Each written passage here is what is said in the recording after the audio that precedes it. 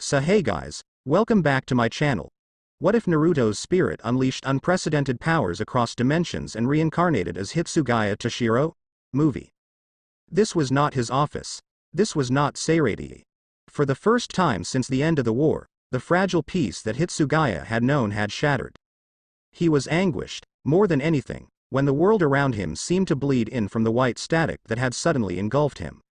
He stared around him, expression blank, seeing faces far too familiar but so distant from who he was now.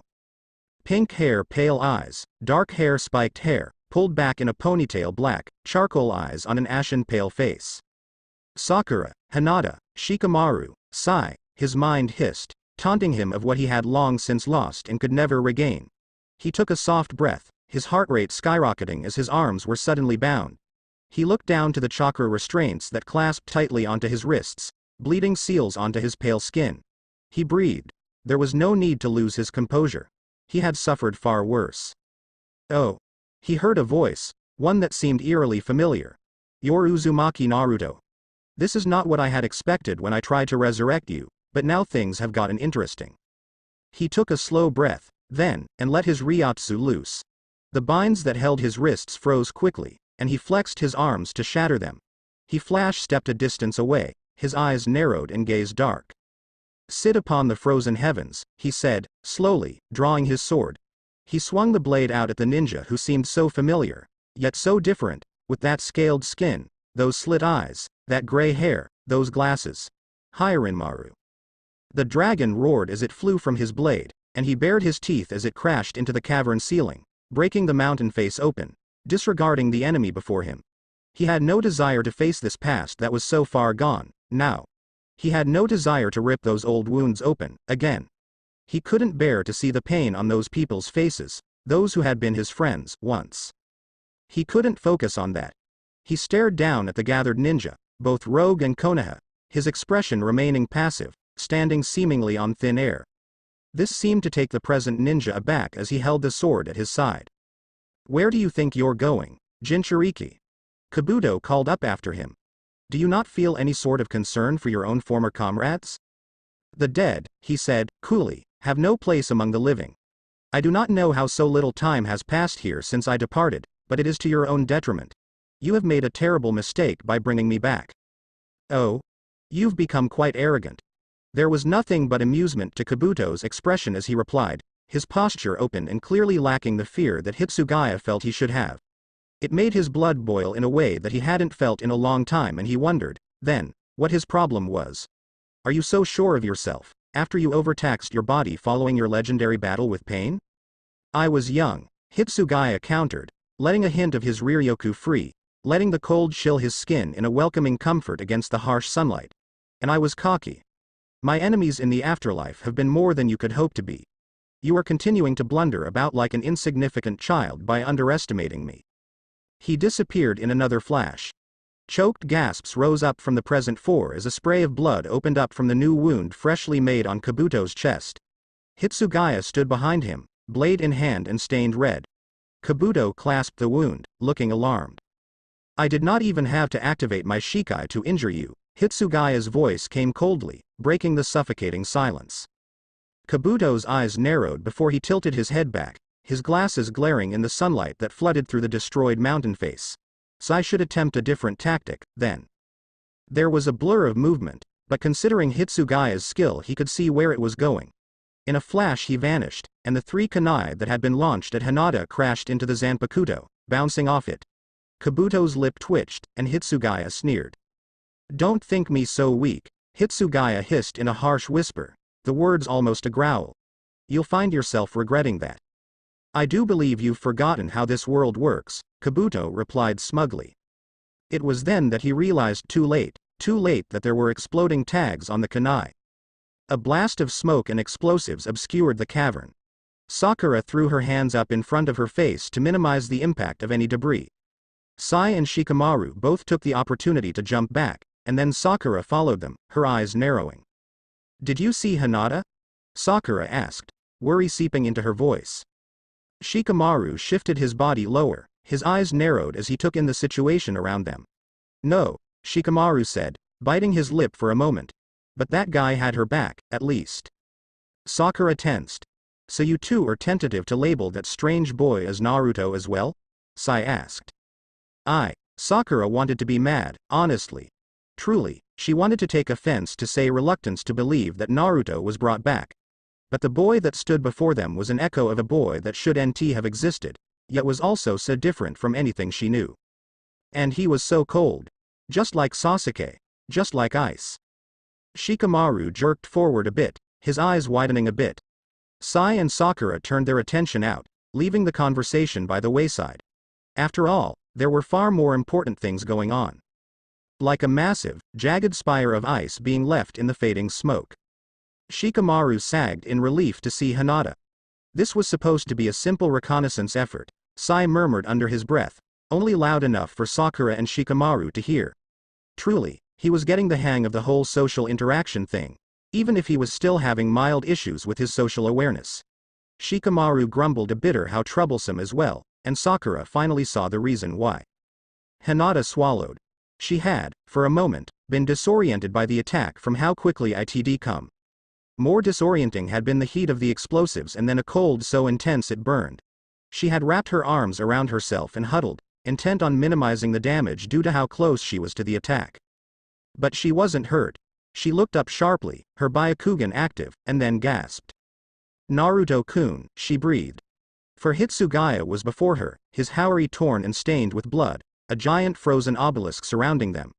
Clearly, the defensive measure had absorbed the brunt of the damage, but Hitsugaya still hadn't been quick enough. But that was not the reason why she knew, suddenly, that this was Naruto. His eyes were terrified, a fear that was reflected that she knew so intimately, that haunted her dreams for years, and she could only stand there, frozen, transfixed by that gaze because it was him. He was afraid for her. And then he was angry. Which was, in fact, the nail in the coffin for his identity, for anger meant that a beast which had long since laid dormant was now awake. Now, being in such a chakra-rich environment, the Kyuubi's chakra flooded out of Hitsugaya in a maelstrom, and Hitsugaya roared, Hirinmaru falling from his hands as he shattered the ice around him, sending a frigid hail of jagged icicles in Kabuto's direction. Kabuto only watched in amusement as Hitsugaya was enveloped in a cloak, rapidly ascending to a three-tailed form. "And Naruto-kun." Wait, Hinata stammered out, alarmed, but she barely had time to brace herself as Hitsugaya lunged away from her, a shockwave slamming into her from how fast had moved. This wasn't the Naruto she knew, even if he was Naruto. She regrouped with the others, uncertainty in her eyes. Though nothing was said as they readied themselves to defend themselves and combat Kabuto, they knew for certain that this all was wrong. Only one thing was certain. Things had officially gone from idyllic to a nightmare, and Hitsugaya was going to have his revenge. How could it come to this?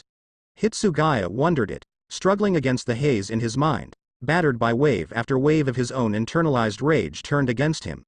He moved without his own will, taken by instinct to tear the smug grin off Kabuto's face. He was livid, possessed by a feeling had so long gone without that it was stronger than he remembered. The chakra cloak consumed him, whisker markings etching themselves in dark relief on his cheeks as if they had never left, his pupils slitting as the irises grew red. Black rims stretched along his lips and his eyes, and he crouched low to the ground, hair drifting lazily in the wave of the living chakra. The Kyuubi, as ever, was relentless. Regret twisted in the corners of what parts of his mind weren't oriented to the fight. He should have tried to tap into the power while in the safe confines of Seireiti.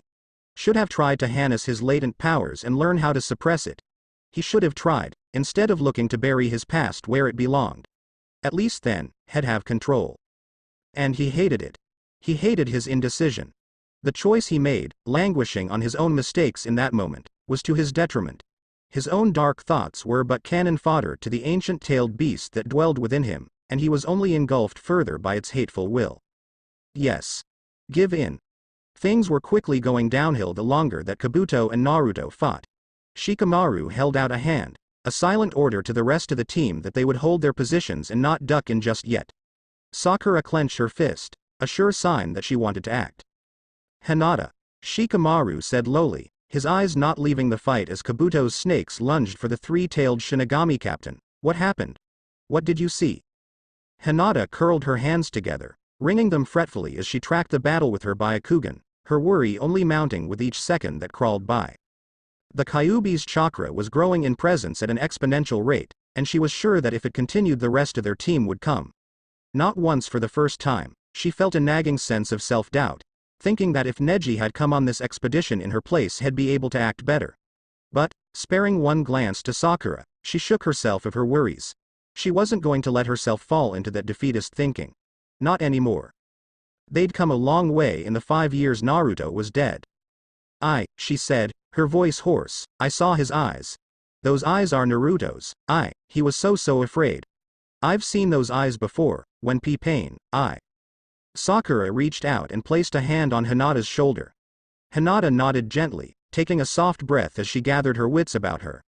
Now was not the time to be distracted by bad memories, by memories of Kakashi returning to the village in grief, holding in his arms the hero who had died a death he didn't deserve simply by overtaxing himself. No, now wasn't the time to focus on that. What are you seeing right now, in the battle?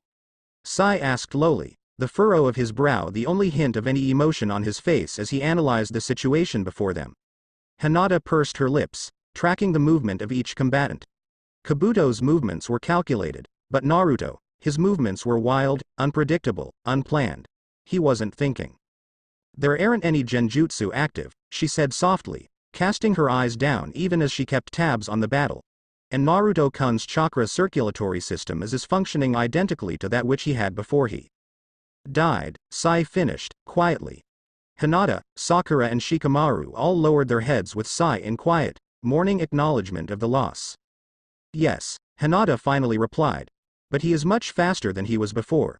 He has this way of moving, it's difficult to explain, but it looks like some sort of energy in Hinata's brow furrowed. I've never seen something like it before, but it gathers under his feet and he uses it as a means of accelerating his movement. But he's not thinking about what he's doing. I don't what do we? Shikamaru leaned back on his heels, his thoughts racing at the words had been told. This didn't make sense. How could Naruto have changed so drastically in 5 years in the afterlife? To wield a power so different from anything had ever used and with such mastery, to move like an expert warrior when he should only logically be 20, to appear as if his age was less than as he died. None of this made any sense. Not in a logical frame of mind. Something was wrong here, and at this point, as frustrating as the situation was, the only thing Shikamaru could do was make conjectures about what happened to Naruto after his death. He didn't like that at all. Sakura, Shikamaru said carefully, do not engage unless the situation is dire. If things go any further than this. Sakura looked away, lip twitching. I don't like it, Shikamaru, she said quietly. You're the only one of us that was trained under Tsunade-sama, Sai cut in, dashing her grouchiness about the situation in a way that only irritated her more. With Naruto's current state, your skills will be necessary. Conserving your chakra is the only way to proceed. Sakura hated that Sai was right. Really, Shikamaru said, lip twisting, at this rate, I think letting them fight each other instead of us is the optimal plan. We aren't intended to engage. This is troublesome. The clock was ticking down to the moment that the rest of their assigned group would come after them and escalate the situation. All that teams 7, 8, 9 and 10 were supposed to be doing was a border inspection, truthfully. Though the additional intel indicated rumored Akatsuki movement and rogue ninja activity in the typical fashion of outlying villages bullying each other relentlessly for whichever reason. It was supposed to be routine to potentially dangerous, not this. Things, of course, would only continue to get worse. Hitsugaya was livid. No, livid was an understatement. The fury that ignited a resentful fire that seared him from the inside out was unimaginable, just on the edge of absolute torture. Every time he struck, had hit a mass of snakes posturing as his target, or head be deflected. Chakra scalpels would cut into him in a way he was no longer accustomed to anticipating, and though his skill in Hakuta wasn't necessarily neglected, the fact that taijutsu was a strong point of combat in this world had him now disadvantaged. What's wrong, Naruto? Kabuto taunted, smile wide across his miserable, pasty face that Hitsugaya wanted to punch off him. Hitsugaya snarled, his eyes widening as he lunged a fist forward, only to have it deftly deflected. His attacks were only growing sloppier as the Kyuubi weighed him down. The edges of his vision were going black and tunneling. This wasn't good. What have you and Hitsugaya enunciated each word with an attempted punch, done to me? His last words came with a heavy growl as his chakra arms extended outward, whip-like as they chased after Kabuto and his mass of snakes. Oh. That's not me, Naruto-kun, don't call me that, Hitsugaya roared, baring his sharpened canines, his eyes losing a bit more of their sharp cognizance. Kabuto laughed. You really are the same as ever. For all your talk of arrogance, you are easy to rage and you always look to throw the first punch. Shut up. The words were shrieked at this point as Hitsugaya grappled one of the few remaining stalactites, yanking himself forward to lunge. He roared, incensed, as his attack yielded nothing but a harsh impact on the cavern floor, and he looked around, lowering himself into a crouch on the floor, tense and hardwired to attack. You're weak, Naruto, Kabuto continued. You haven't changed a bit. Hitsugaya snarled as he was abruptly flanked by a flood of snakes, pain shooting through him as their miserable little fangs sunk into his skin as if they deserved the hit. He tore at the snakes, the caustic nature of the Kyuubi's cloak causing them to burn away in his fingers. Weak. How was it that had become weak again? Hadn't he gone through so much trial and so much strife in the past 7 years? All that consumed him now were memories. Memories of every mistake had ever made. With time his effort had been squandered, with his judgment failing, and it circulated violently with the blood that pulsed in his ears. He hardly even felt the skin tearing off and disintegrating into the cloak. He hardly noticed his vision rapidly tunneling. He hardly noticed the rumble of the storm above and the sudden violent snowstorm around them. He hardly noticed the scream of his old name in the edge of his awareness, so lost to his spiral was he. Everything went dark. No! Sakura shouted, alarmed and afraid. Naruto. The characteristic black dome that heralded the arrival of Naruto's four-tailed form solidified around the Jinchuriki before a pillar of condensed chakra shocked the sky, blasting away the clouds. The beast in his place let out a shrieking roar, lunging in a flash to slam its fist into Kabuto's gut. Kabuto wasn't smiling anymore.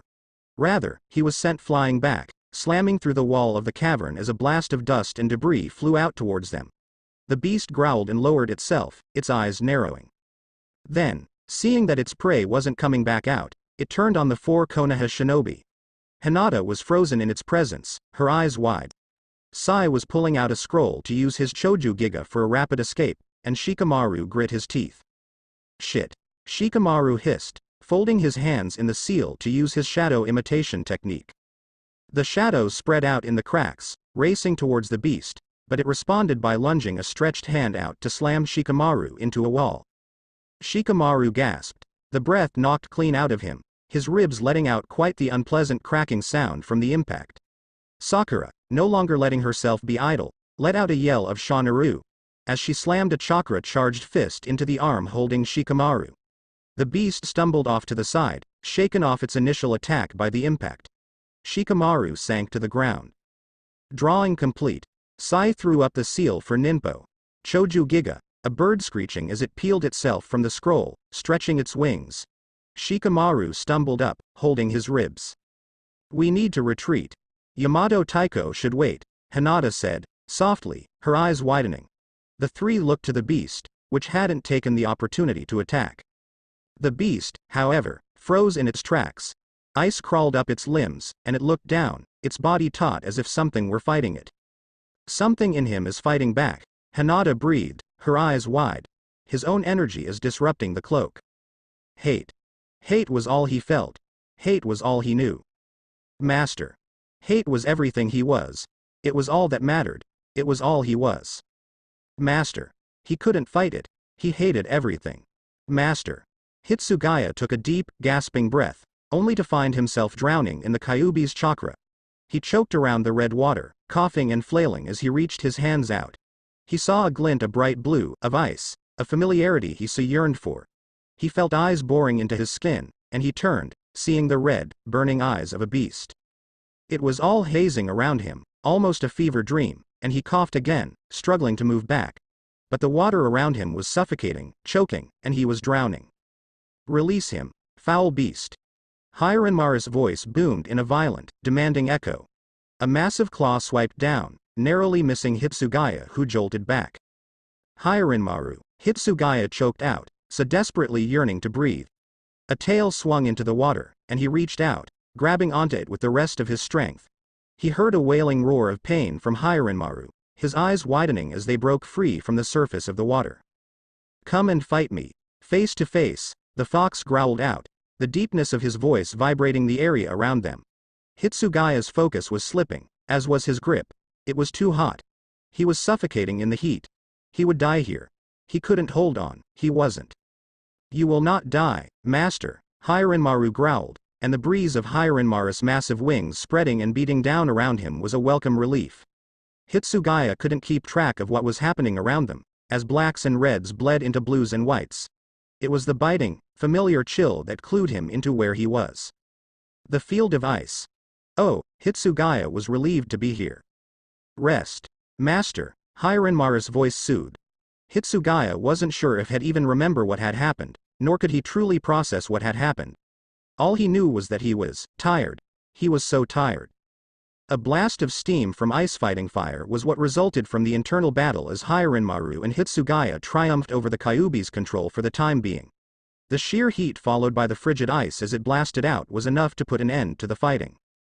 In the wreckage, Hitsugaya lay prone as he came back to himself. He was paralyzed by the Kyuubi's damage, and now that his mind was clear again he was stunned by how taken he was by the Kyuubi's chakra. He panted heavily, struggling to move his arm and wincing when shockwaves of pain traveled up his exposed dermis. But he wasn't going to stop yet. He dragged himself closer to Hiranmaru, making another gasping breath. He needed Hiranmaru. He had to find a way to leave. He wasn't supposed to be here. His office in Seireiti, his division was so far from his grasp, and all that remained for him here were taunting visions of a past he had lost to the most unfair of circumstances. He wanted to go home. His hand collapsed as soon as he did, his head falling to the ground.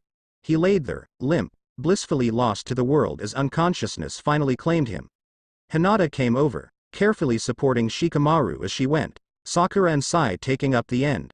Once they got close enough to Hitsugaya, Sakura bent down, swallowing hard as she rolled the Shinigami over. "I can't believe this," she said, touching his face. He felt cold, and she flinched a bit. Certainly, he felt dead as he was, but he was breathing, softly, which convinced her of his at least dubious life after death. And now the marks were there, those whiskers, and it made his being Naruto all the more real. "I didn't think when he was saying that he was going to bring Naruto here, It seemed impossible," Shikamaru added, nodding solemnly. "I get that. Man, this is so troublesome." Sakura bit her lip and turned to Shikamaru. "Here. Let me heal you." "No," Shikamaru interrupted, shaking his head. "My injuries aren't horrible, I'll live long enough to get to Ino. But Naruto's in worse shape. Take care of him." Though she wanted to argue, he was thinking logically. So she reached out her hands and laid them over Naruto's chest, focusing before a vibrant green glow took over her hand. Sai was moving forward instead of sticking with the group, heading towards the impact site. "He got away," Sai said, quietly. "That's not a good thing. Word will get out that he summoned Naruto with that twisted Edo Tensei of his," Shikamaru hissed, lip curling. "Damn it." He looked over at a touch to his shoulder, seeing Hinata there, one hand held to her chest. "But," she said gently, "he didn't get Naruto-kun. Isn't that the most important part?" Shikamaru's lip twisted. While that was true, and they got Naruto, what was left of the Naruto who they knew so well under the cold facade of the person that had spoken when first summoned? "I don't think we can continue this mission. We have to go back to the village." "I'll go back," Sakura said, firmly. "We will go back," Sai corrected. "Are we not Team 7? Sakura smiled sadly. "You're right." And with the plan in place, the frayed remains of Team 7 took off, flying off to Konoha with urgency speeding them along. Heading back to the village was easier said than done. Sakura and Sai had to care for a downed ally and had to stay low enough to not attract attention. After all, Kabuto could still be lurking around, and the rumors of Akatsuki activity were nothing to sneeze at. Sakura was jumpy, holding Naruto close and secure so that they wouldn't lose him off the edge of the Inkbird. As nightfall was fast approaching and that the location of their mission was close to the border and far from the village, the two ultimately decided to make camp for the night. It wouldn't do to try and force a straight shot to the village. Especially not when Naruto was still unconscious and showing no signs of recovery. So soon enough, Sai was crouching over a fire and Sakura was running her healing ninjutsu over Naruto's form again, her brow furrowing. "He should have been awake by now," Sakura said, worriedly, finally pulling her hands back. She sat down as she looked into the small fire they'd started for the night. For a brief moment, she cast a glance to Naruto, whose expression was drawn, almost more exhausted than had been earlier. Something's wrong. He does look bad, he agreed quietly, frowning. Naruto didn't move at all. But I couldn't find anything wrong with him, she said. His vitals seem perfectly healthy, his wounds are fairly cleared up, he's not. She grabbed her arms tightly. I don't understand. It could be something that you were unaware of now, Sai commented, folding his hands in front of his mouth. We know nothing of him as he is. Sakura soured. Even though the answer was logical and likely the true response to her question, it didn't feel right to her. She couldn't stand the idea of Naruto being so far away from her now, so distant as Sasuke was. Now that there was a lull in the situation, she hunched, her fingers gripping tighter into her skin, knuckles going white. Sai tilted his head to the side in confusion. Are you upset? He asked. I am. She shook her head. It's frustrating. She looked up, seeing Sei's confused expression, and then looked to Naruto again, watching the shallow rise and fall of his chest, the very subtle twitches of pain to his face. Not knowing what happened to him after we lost him. Not knowing what made him like this. Not knowing how to help him, not knowing how to reach him. Sei's confusion only persisted. But he's sitting right there. After a few moments of silence, his expression cleared up. Ah. You don't mean literally. Sakura managed a weak smile. Yeah.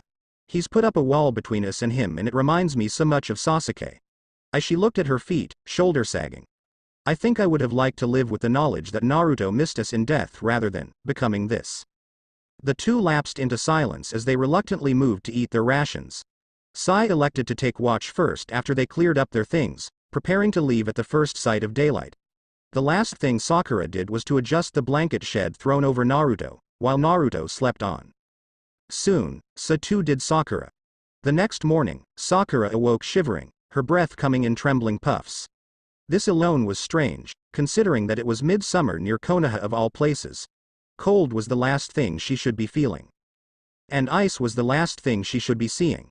She sat up, staring down at her arms, seeing a thin layer of frost covering her skin. She looked around in shock, seeing that Sai had also fallen asleep and definitely didn't wake her up for guard duty, but saw that he was covered in ice as well. The air was biting and frigid, and she was both panicked and confused as to how nothing had hurt them while they were vulnerable. Then she saw a rogue ninja, standing mid-lurch with a kunai in hand, frozen completely solid, right next to Naruto, who was curled up, on his side, trembling, and was very, very obviously doing poorly. Oh, that was not good. She stumbled up, shivering and almost slipping on the ice that stretched out around them, and went over to Naruto's side. Strangely, he didn't have a hint of frost on him. Naruto's breathing wasn't even and his pallor was even paler than before. She reached to feel for a pulse, only to yank her hand away in shock. She'd been burned. Not by how hot he was, but by how cold he was.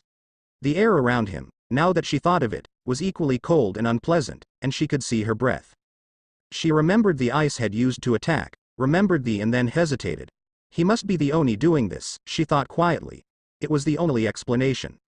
She saw his lips moving wordlessly, and then sounds in a low, hoarse murmur. She leaned down, listening. Hi, Naruto slurred out, his brow twitching. Hi Rinmaru. Inodi don't. He lapsed back into silence, body growing slack once again. The cold seemed to die down, though the damage it had incurred remained. Sakura frowned deeply, brushing his hair out of his face and studying his expression. The facial shape was so reminiscent of the Naruto she used to know, his eyes, his nose, everything matched if not for the strangely colored hair and the even stranger garb she wore. It was all so strange. Surreal, really. Sai, she called out. Sei's eyes peeled open slowly, weighed down by frost, and he immediately jumped to his feet, stumbling to stay on his feet with the frozen ground around him. Where what? His eyes widened. I fell asleep. But it seems Naruto had something to do with it, Sakura said, looking down at the white-haired Jinchuriki. The entire area is frozen over and, also, that. She pointed at the frozen rogue ninja. Sai stared at the frozen statue of a person as well, and then bowed his head. I am sorry, he said quietly, I needlessly endangered us. Sakura didn't really blame him, but the apology was accepted. Let's get back to Konoha. The border isn't too much farther from here, we can go by foot to avoid being detected on the last stretch. She pulled Naruto up on her shoulders and then took to the treetops. Sai followed after. They didn't talk about the frozen clearing or the frozen adversary they'd left behind. Arriving at the gates was a menial affair, at first. Then the guards were reluctant to let them back in. You're not supposed to be back so soon, much less on your own when the rest of your assigned teammates for this mission are unaccounted for, one guard said, stepping forward. We had urgent news to bring back. The rest of our team is to continue without us, Sai replied with a mellow smile. Sakura glared. You know us, she snapped, growing increasingly irritable. We need to get to the hospital, so just let us in. The second guard frowned. Look, Sakura, we're just doing our job. The back and forth bickering would have continued, Sakura was sure of that. But the sound of heels distracted them, and they turned to the source of the sound that was approaching the gates. The two shinobi on guard duty bowed on a knee. Tsunade-sama. Shikamaru sent a hawk ahead, explaining what happened, Tsunade said, her eyes going straight to the limp figure on Sakura's back. Shizune smiled as she finally caught up to Tsunade, clasping her hands together. You're permitted re-entry and won't not be penalized for returning from your mission early. Sai bowed his head. Thank you, he said. Now as the pair approached the gate, the guards didn't stop them, and Tsunade and Shizune flanked them as they started for the Konoha hospital. So that really is, Shizune began, looking Naruto over. We believe so, Sai said. Kabuto used a technique he explained was Edo Tensai, but something went wrong. Then, he appeared where Naruto was supposed to be standing. He was different than what he used to be. But he lost control to the Kyuubi and he defended Hinata. Tsunade frowned. Well, both have to have a proper look at him. I would be grateful for the help, Tsunade-sama, Sakura said, managing a weak smile. Sigh, Tsunade said, firmly, as the hospital came into sight. Go inform Kakashi. Sai nodded and split away from the group, heading to the cage tower. Tsunade entered the front doors, ignoring anyone who tried to speak to her. The staff got the message quickly to get out of her way with how she stormed forward with a purpose. Sakura and Shizune followed behind her, and anyone who tried to catch a glimpse of the strange boy that Sakura was carrying along couldn't find anything that would explain the strange, tense, solemn air to the group of Kunoichi. If, to the civilians in the hospital, he looked a little more transparent than people normally did, they opted not to mention it. Tsunade took the first unoccupied first aid room she found, and Sakura laid Naruto down on it, taking the sash and the sheathed sword off his shoulder. Once he was there, Tsunade undid the sash of the Hakama Himo, and then pulled off the kasode and shitagi. Shizune took them in hand, looking the cloth over and frowning. These will need to be repaired, she said softly. She looked to the third garment that Tsunade only shrugged off Naruto and sighed. So will that one. She and Sakura continued to watch as Tsunade placed her hands against his chest, beginning to channel her chakra to see what exactly was going on with Naruto. So Kabuto attempted Edo Tensai, Tsunade said, her voice low. Sakura nodded quietly, folding her hands over her lap as she sat, allowing Tsunade the chance to perform an examination before helping her heal. But he does not appear how he died. Kabuto attempted to tether Naruto's soul in a body with a sacrifice, Sakura explained, her voice low. As Sai explained before. But the body seemed to freeze and then, shattered. There was a butterfly that flew from the splintering body and then, he was just there. Standing amidst the shattered ice. It was as if the technique went wrong, Tsunade said slowly, right? Sakura paused and then her eyes widened slightly. Yes. Almost like that. Kabuto didn't look pleased by the turn of events. I would imagine, Tsunade said, slowly, looking intently at her own hands, that the presence of this different energy that seems to be predominant in his body may have had something to do with the disruption of his jutsu, and of our own. Sakura stared at her. What? Your healing didn't heal him to the same degree that you normally heal, Tsunade said, a frown set on her face. And even just probing with my chakra to investigate his wounds, the energy is reacting, well, poorly with my chakra. She held up her hands, showing off the slow creeping layer of frost that had started to grow up her fingers. It's not chakra? Sakura asked again, dumbfounded. Tsunade shook her head as she rubbed off the sheet of frost, folding her hands over Naruto's chest proper. The telltale green glow of her healing jutsu dimly illuminated the room, and Sakura jumped to her feet, joining in with the healing. Naruto remained still, and Sakura, now paying more attention to the body under her hands, realized that Tsunade was right. You're right, it's as if his entire body is made of this energy, Sakura said slowly. Would it be possible, Shizune asked contemplatively, if this is some sort of energy connected with death? If the body that Kabuto's jutsu was constructing was destroyed, perhaps this isn't a body we're dealing with. The two medics looked sharply to Shizune, and the woman shrank a bit under the intenseness of their combined gazes. Shizune, you are a genius, Sakura said, her eyes lighting up. That makes sense. Her hands faltered for a moment as she looked down at the prone figure on the table. This isn't a body, so then, how do we help him? We will do what we can, Tsunade said firmly, her gaze back on her hands. After that, we can only wait for his form to heal naturally and his energy to replenish.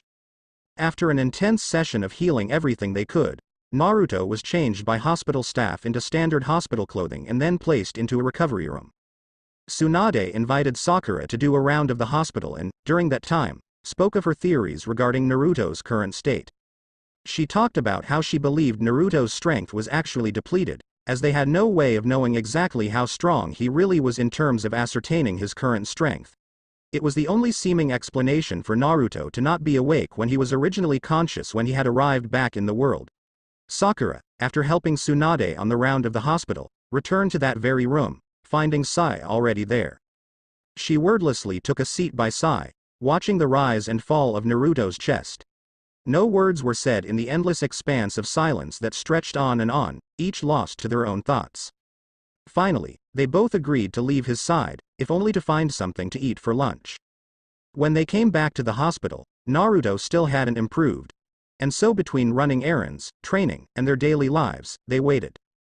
Things didn't change even when everyone else got back. That alone was almost disappointing to Sakura, as she'd hoped to have answers for everyone. The only thing she could say for certain is that Naruto's strength was definitely building back up, which made her wonder just how much more he had to recover. All they had was speculation, shots in the dark regarding anything related to Naruto as he was now. She and Sai met the group at the gate. They all looked varying levels of anxious, as if hanging onto a breath for some sort of news. He's not awake yet, Sakura said, quietly. This let out some of the tension in the group, though disappointment was the predominant sentiment she could see off them all. But from Tsunade-sama's examination, we know beyond a shadow of a doubt that this is, she looked around at the group. Who we think it is. Then Kiba began, but Shino held up a hand.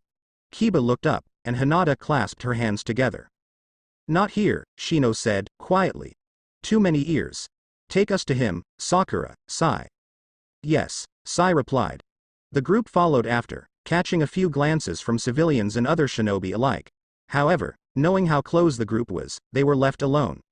The trip to the hospital was silent and tense, and only when they arrived in the hospital room did the tension come to a head. That Kiba began, staring at the boy. That's him. That can't be.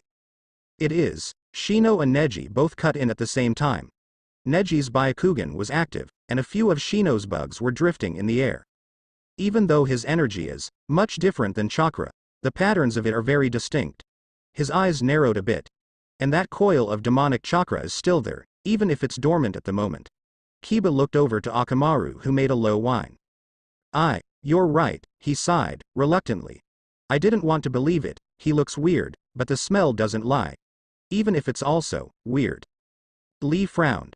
What do you mean, Kiba-san? He asked. Weird, Shino said slowly, is how his very presence registers as dangerous to my insects. His energy feels like death, to them. Weird as how he doesn't smell like he's from anywhere in this world, Kiba added, lip twitching in a not-so-subtle baring of his teeth. Tenten folded her arms, frowning. Well, we're not going to get any answers on why he's so weird until he wakes up. She looked to Sakura, frowning. Do you know when that will be? Sakura wrung her hands. Well, Tsunade-sama and I both have a working hypothesis that something drained him of most of his strength to the point that he can't sustain consciousness, she explained quietly. It's only theory, but he has been building up more energy. But we have no idea of knowing what his cap is, Neji realized, slowly. So we don't have any idea at all. Sakura nodded solemnly, closing her eyes. The room lapsed into silence, until Ino took in a deep breath. I have an idea, she said, and then she held up her hands, thumbs, index fingers, and middle fingers connected in a circular form, ring and pinky fingers splayed out. Both Choji and Shikamaru recognized this seal intimately. Wait. Shikamaru said sharply, looking back over to Ino and raising a hand. Don't. But before he could say anything, Shed completed her mind transfer jutsu. He caught her as she slumped, and the rest of the Konoha 11 realized in that moment what had happened. It was only a beat after that Ino shot straight up again, her breath coming out in a shivering wisp of visible air, her eyes wide open. He's not human, she breathed in a horrified whisper. Not anymore. Sakura froze. She looked Ino dead in the eye. What? He's a Shinigami, she said, softly. Time moves, faster for him, or something, I don't know. The things I found were fragmented and scattered before I met the dragon. Hirinmaru, Hinata whispered. Sakura and Shikamaru looked over to her, surprise on both their faces, but she now was focused solely on Ino. The dragon, it was made of ice? Why yeah, Ino replied, wrapping her arms around herself. I am so cold. When I went into his mind it was different from any other mind I've gone into. It was this field of ice. And I could grasp bits of his thoughts and his last bits of consciousness, but then the dragon came. It looked hurt but it was furious. This is a lot to unpack, Tenten interrupted, sitting down roughly into one of the chairs in the cramped hospital room. So what you're saying is that Naruto is a Shinigami now, and he's got a dragon in his head, too? I didn't find the Kyuubi in his mind, but I felt it, Ino added quietly, rubbing her arms. But it felt really far away. Hirinmaru appears to be part of his new abilities, Shikamaru said, sorely wishing he could smoke a cigarette at that moment. Weather manipulation and temperature modulation seems to factor into that. He had called upon an ice dragon to bust open the cavern we were in, and then rose up an obelisk of ice. Then the thing that stopped his four-tailed form was ice. It's his spirit energy that's cold, Sakura cut in, shaking her head. Shikamaru rose an eyebrow and Sakura looked away. When Tsunade-sama and I were healing him, we were in close contact with his spirit energy. It felt like ice, and when she was examining him, frost started climbing her fingers. Spirit energy, Neji said, slowly, giving Sakura a look that clearly asked for an explanation. That's the only way I can think to explain it, Sakura elaborated. The Kyuubi's chakra is the biggest reservoir of chakra that he has still left with him. He still has a little chakra of his own left, but the largest supply of energy he has in his body is something that definitely isn't chakra and it's not very compatible with chakra. Will Naruto be okay? Lee asked. Oh, it'd be awful for something to happen to him again, especially with everyone's hopes up, and with the springtime of youth at its peak. Enough with the springtime talk, Kiba snapped irritably. I want to know what's going on and I want to know it from him. Not us all just shooting the shit. I want to know what the hell is going on. You're going to have to wait for those answers, Shino cut in quietly. Theory and guesswork is all we have until the source of this conversation wakes up. Choji looked to Naruto and then looked away. It's been a long time since he's been with us, he said, shoving a handful of chips into his mouth rather anxiously. I feel that it's a blessing in disguise, actually, Shikamaru said. We can think more logically about what's happening here. And we've had more time to establish our war forces for whenever the Akatsuki makes good on its threat of war. Silence fell in the room. Only the sound of the rustling leaves outside the window and Naruto's quiet breaths filled the room. But then. How long has it been? Naruto finally woke up. Hitsugaya kept his eyes shut, barely even half conscious as he heard wisps of conversation around him. He neglected the conversation in place of investigating just how awful he felt in that moment. He only recalled hazy fever dreams of Hirinmaru, wounded, of the Kyuubi attacking viciously from where he could, and of being caught in the middle. He didn't know what to make of the memories, fleeting as they were, and soon enough they'd slipped right through his fingers into ash. Ash. He almost missed Matsumoto, which was enough to have him aware of how he'd never admit that to her face. She'd just smother him with her bosom. But now everything ached in a special, miserable sort of way he hadn't felt in so long. He regretted being able to feel and decided to neglect moving at that moment. Besides, it appeared that no one around him had even noticed he was barely conscious. He could hear the tail end of their conversation and he frowned. Well, he might as well speak up at some point. How long has it been? The rasping voice of the captain cut through the room, catching the attention of the ninja by his bedside. Hitsugaya's eyes opened, slowly, and he stared straight to the ceiling, unmoving. It's been 3 days since the fight with Kabuto. We all just arrived back in Konoha, but you've been unconscious at the Konoha hospital, Ino said, frowning. Frustration crossed Hitsugaya's expression for a fleeting moment. No, since I died. The question hung heavy in the silence, and there was nothing they could say. The pain was still fresh. 5 years, Sakura said, her own voice hoarse, her mouth dry as she remembered that horrible, horrible day. There was a soft breath, and she looked over, seeing the captain's eyes, so blue, just like Naruto's, staring up at the ceiling in shock. That's not possible, Hitsugaya replied, his voice a mere gasp. That can't be right. What do you mean? Shikamaru peeled an eye open as he posed the question, leaning forward on his chair. Hitsuya shuffled, taking a breath. I've been dead much longer than that, he replied, struggling to sit up. He regulated his breathing though it came harsh, eyes squeezing shut. I don't understand. Time does not work like that, He went silent. Hitsugaya stood in the sewers. It had been so long since had gone so deep into his inner world, and he looked around, brow furrowing in confusion. Hi Rinmaru. He called. There was no response, his voice carrying in the dank expanse. His lip curled, but he moved forward, feet sloshing uncomfortably in the water before he found the room he always tried to avoid under every circumstance. 2 bright red eyes opened, peering down at him. There was a malice-filled curl to the fox's lips, and he spoke, his voice thundering in the room and demanding respect, fear. Nothing that Hitsugaya would give him. What do you think happens when you tear away a part of a whole to another pocket of the universe? Hitsugaya's thoughts raced, his brow furrowing. He couldn't piece together what that meant, knowing how cryptic the fox always was. He had been far from this world for too long to be able to weave together such a riddle so quickly, especially when still missing so many pieces. A part of a whole? He asked, quietly. There was a harsh laugh, and a wave of ire washed through the young captain. It was downright mockery, what the Kyuubi was giving him right now. If you can't puzzle that out now, brat, then you're not yet worthy of the answer. Hitsugaya jolted back to awareness as he slumped back into the bed, blinking rapidly to the ceiling. Spective, have you been dead? He took a few moments, taking some breaths to relax. My apologies, he replied, cautiously, half apprehensive of the fox pulling him back in. Can you repeat yourself? How long, in your perspective, have you been dead? Shikamaru asked again. Hitsugaya looked away.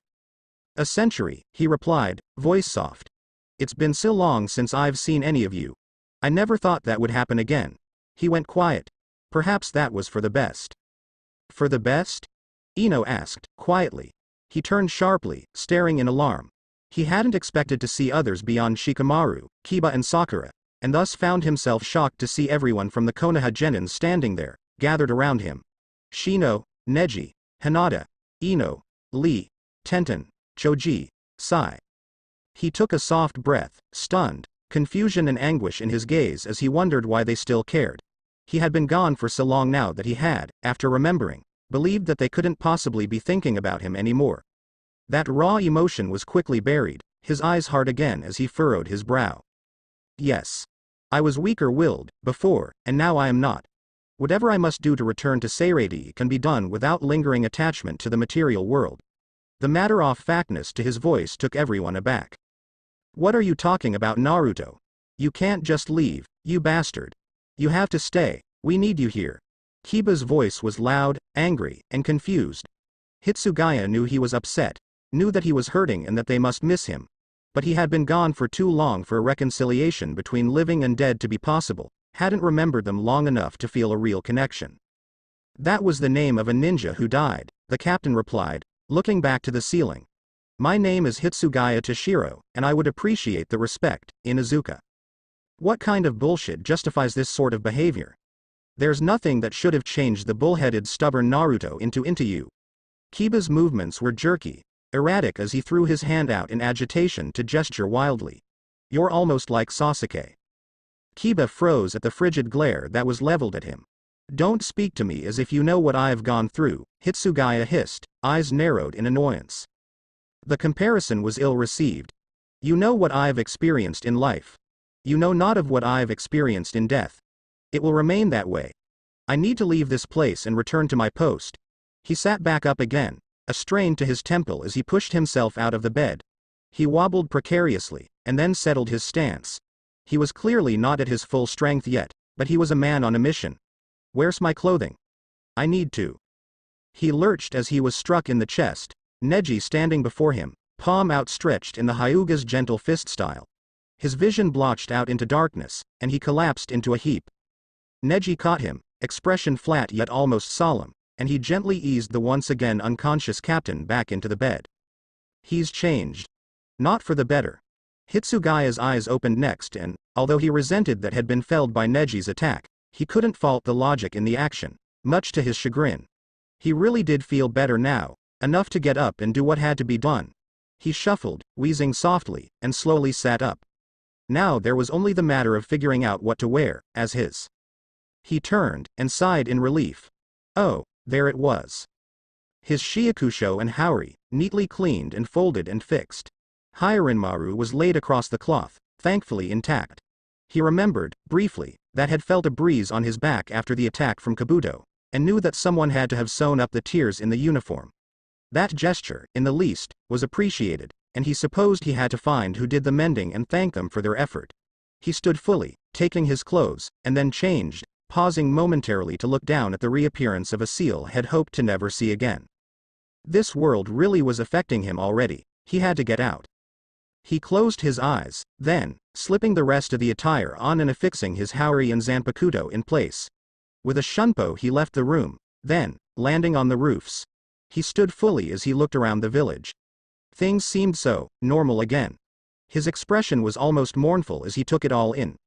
The last time had seen the village, it was in ruin, and it being returned made his chest ache. Still, he supposed, this was a better spot than any to return home. Drawing Hyarinmaru from its sheath, he held the blade perpendicular to the ground, blade facing the sky. He focused his Riryoku, and then moved the blade parallel to the ground, pushing it forward. But it didn't work. The blade did not slot into the space to open the Senkaimon as it was supposed to. Taken aback by the inconvenience, Hitsugaya repeated the procedure, his lip curling. Open, he snapped, twisting the blade. Again, it failed. No summoning of the familiar doors, no Jigokucho, no nothing. This wasn't good. Maybe Hyarinmaru would be able to shed some light on what was going on. He sat down in a meditation pose to perform Jinzen, and carefully wedged Hyarinmaru into the ground enough to stay upright. He placed his hands on his ankles and closed his eyes, letting out a breath as he began to clear his mind, focusing on Hyarinmaru's presence so he could enter his inner world and speak with him. Only seconds, minutes, what seemed like far too long passed, and Hitsugaya's eyes snapped open as he realized he couldn't feel Hyarinmaru's presence. Not properly. He swallowed, stress growing before he shook his head. No, this wasn't something to worry about. Had just woken up. Had been unconscious for a time. If what Ino said was anything to go off of. He just had to relax. Wait for it. Work at it. That's all his life was, in the end. Working towards complete mastery of himself. And so he closed his eyes, worked on his breathing, and he continued to meditate. In the end, Hitsugaya didn't really know exactly how long had spent, meditating on the roof. But in the midst of his attempted meditation, he felt a presence nearby. He turned his head, slightly, and then opened his eyes. The light flooded his eyes, and he squinted a bit, but luckily had no audience to his disorientation. Still, he had to address the new presence. I am aware that you are there, he said, voice laden with annoyance. You seem more perceptive than I thought you could be, before, Kakashi said as he stepped out into the open. Hitsugaya huffed, looking out at the village. I have learned and grown much on my own after I died, he said, standing up finally to pull Hyarinmaru out of the roof. He was certain he'd have no further opportunity to meditate today, and so he sheathed the blade, looking back to Kakashi. What brings you here? Curiosity. You were dead for 5 years, you realize, Kakashi replied, though he paused for a moment before speaking again. I suppose, from what your friends have said, it's been longer for you than it has been for us. That is correct, Hitsugaya replied. He moved to sit down, looking down to the streets below. Kakashi joined him there at the edge, and they sat together for a time, watching everyone else's lives carrying on. Kakashi studied Hitsugaya discreetly, just as Hitsugaya studied him, and as the silence carried on, Kakashi built up an idea of how to proceed. so he decided to start cautiously. May I ask about your hair? Upon my death, my Riryoku, the soul's form of chakra, developed, the captain explained. It's an ice type, and due to its quantity and power I believe that it may have had some influence in the matter. Well, a start was a start. At the least he wasn't shut down or given a non-answer, though he supposed it was a redundant question due to the knowledge that Sakura had already gathered. Ice type, huh? Kakashi mused. I suppose it's a combination of your wind type chakra and a water affinity. There was another lull, and Hitsugaya sighed. Then, keeping his composure only by the skin of his teeth. You didn't come here to simply sit in silence. What else do you want to know? How did death change you so much? Kakashi asked. What was death like for you to change you from the Naruto we knew? There was another pause as Hitsugaya sighed, trying to think of the best and most diplomatic way to handle this. He could feel something prickling under his skin after all the time had been gone, his temper raising beyond that which he really wanted to acknowledge at this time. My afterlife is my own business. I've become accustomed to my privacy. Apologies, Hitaki, but the meddling is ill received. Then maybe I can ask about your outfit. The Junin asked. Hitsugaya sorely wanted to pinch his brow, but he held himself back, not wanting to express his annoyance at all the questions. I am a high-ranking official in Seireii, the captain replied. The black shiakusho is a standard uniform. The haori is a signifier of my rank. It makes you look like your father, Kakashi said. He noted the subtle slump to Hitsugaya's shoulders. Perhaps it was a cruel twist of fate, Hitsugaya said, softly, but I didn't go where everyone else seems to go. There was no paradise, no final rest. No seeing my parents, no being at peace. For a while, I didn't even remember everyone. Souls are wiped of their memories when they pass on to where I went. Something terrible happened to me, and then I remembered. He looked at the cityscape as the sun set over it, expression wistful. He remembered waking up after Mayuri had removed that Quincy's influence from him, disoriented and recalling his life in disjointed flashbacks that left him in a cold sweat. Luckily, not during the war effort itself, but in the shaky aftermath and recovery following the war. It had been a trying time. I still had things I had to do, I suppose. Kakashi inclined his head. After all that, he was certain that pushing Hitsugaya any further wouldn't be wise. Thank you for your trust, Hitsugaya. Hitsugaya turned to face Kakashi proper, surprise in his eyes as his lips parted for a moment. How Kakashi smiled behind the mask, expression saddening a bit. Your friends mentioned the name. With the person you are now, you seem like you'd prefer to be called that. Hitsugaya settled a bit, and Kakashi saw his face soften, feeling glad that he was able to get through even a little bit to the captain. You are correct in that regard. He paused, then. Thank you, Kakashi-sensei. Kakashi felt a little bit of hope at that. It was a step up from being called by his last name. If you need anything, you'll find me, Kakashi said, getting up. Hitsugaya twitched, but whether it was out of annoyance or something else, Kakashi couldn't tell. The help that I currently require is beyond what you can offer, but I appreciate the gesture. Kakashi felt pity for Hitsugaya, in the end. Oh, yes. I thought you'd like to know, Kakashi called from across the rooftop, almost as if recounting an afterthought. Your apartment has been maintained even while vacant. Your friends have watched it. As it's yours, you can stay there until you figure things out. Hitsugaya turned to look at him just as he disappeared with a body flicker, wondering exactly how Kakashi had managed to puzzle together the difficulty he was having in returning home. He ultimately decided not to think on it too much. Kakashi had always been quite the enigma. Now, with the knowledge he had, Hitsugaya decided to investigate the apartment that he used to call home. With the quarters he now boasted in the Squad 10 barracks, he could officially say his rooming quarters were quite cramped in life. But then again, when did he ever spend his time indoors? Hitsugaya grimaced. Perhaps he would have benefited from staying indoors more and facing less of the hatred that he did in life, he thought, clutching at his stomach where the seal hid in its unactivated state. No judging eyes, no hostility, perhaps, in both lives, if he had possessed foresight he would have led a happier life in seclusion. It was too late to turn back the clock and question the what-ifs, however, and he proceeded onward, using his finesse in Shunpo to bridge the gap between the hospital and his former home. He climbed in through the window once he arrived, seeing it open, and he frowned deeply at what he saw. Everything stayed the same. Not a single thing had been moved. At least, furniture-wise. Still, little things had changed. Hitsugaya found this out when he looked in the cupboard and saw that food had been taken out, replaced with new food. So that meant that people visited his apartment regularly, enough to empty the reserves and replace them diligently. That was both reassuring and disappointing in a way that brought a sharp, unexpected ache to his chest. How could they visit only after he died? How could they visit his home so regularly when he was dead, yet not visit him nearly as frequent when he was right there? In his anger, he grabbed a glass from the pantry and hurled it at a wall just to watch it shatter.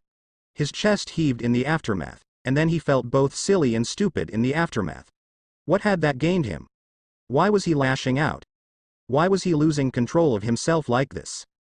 The answers eluded him, and they troubled him, so the only thing left for him to do was meditate.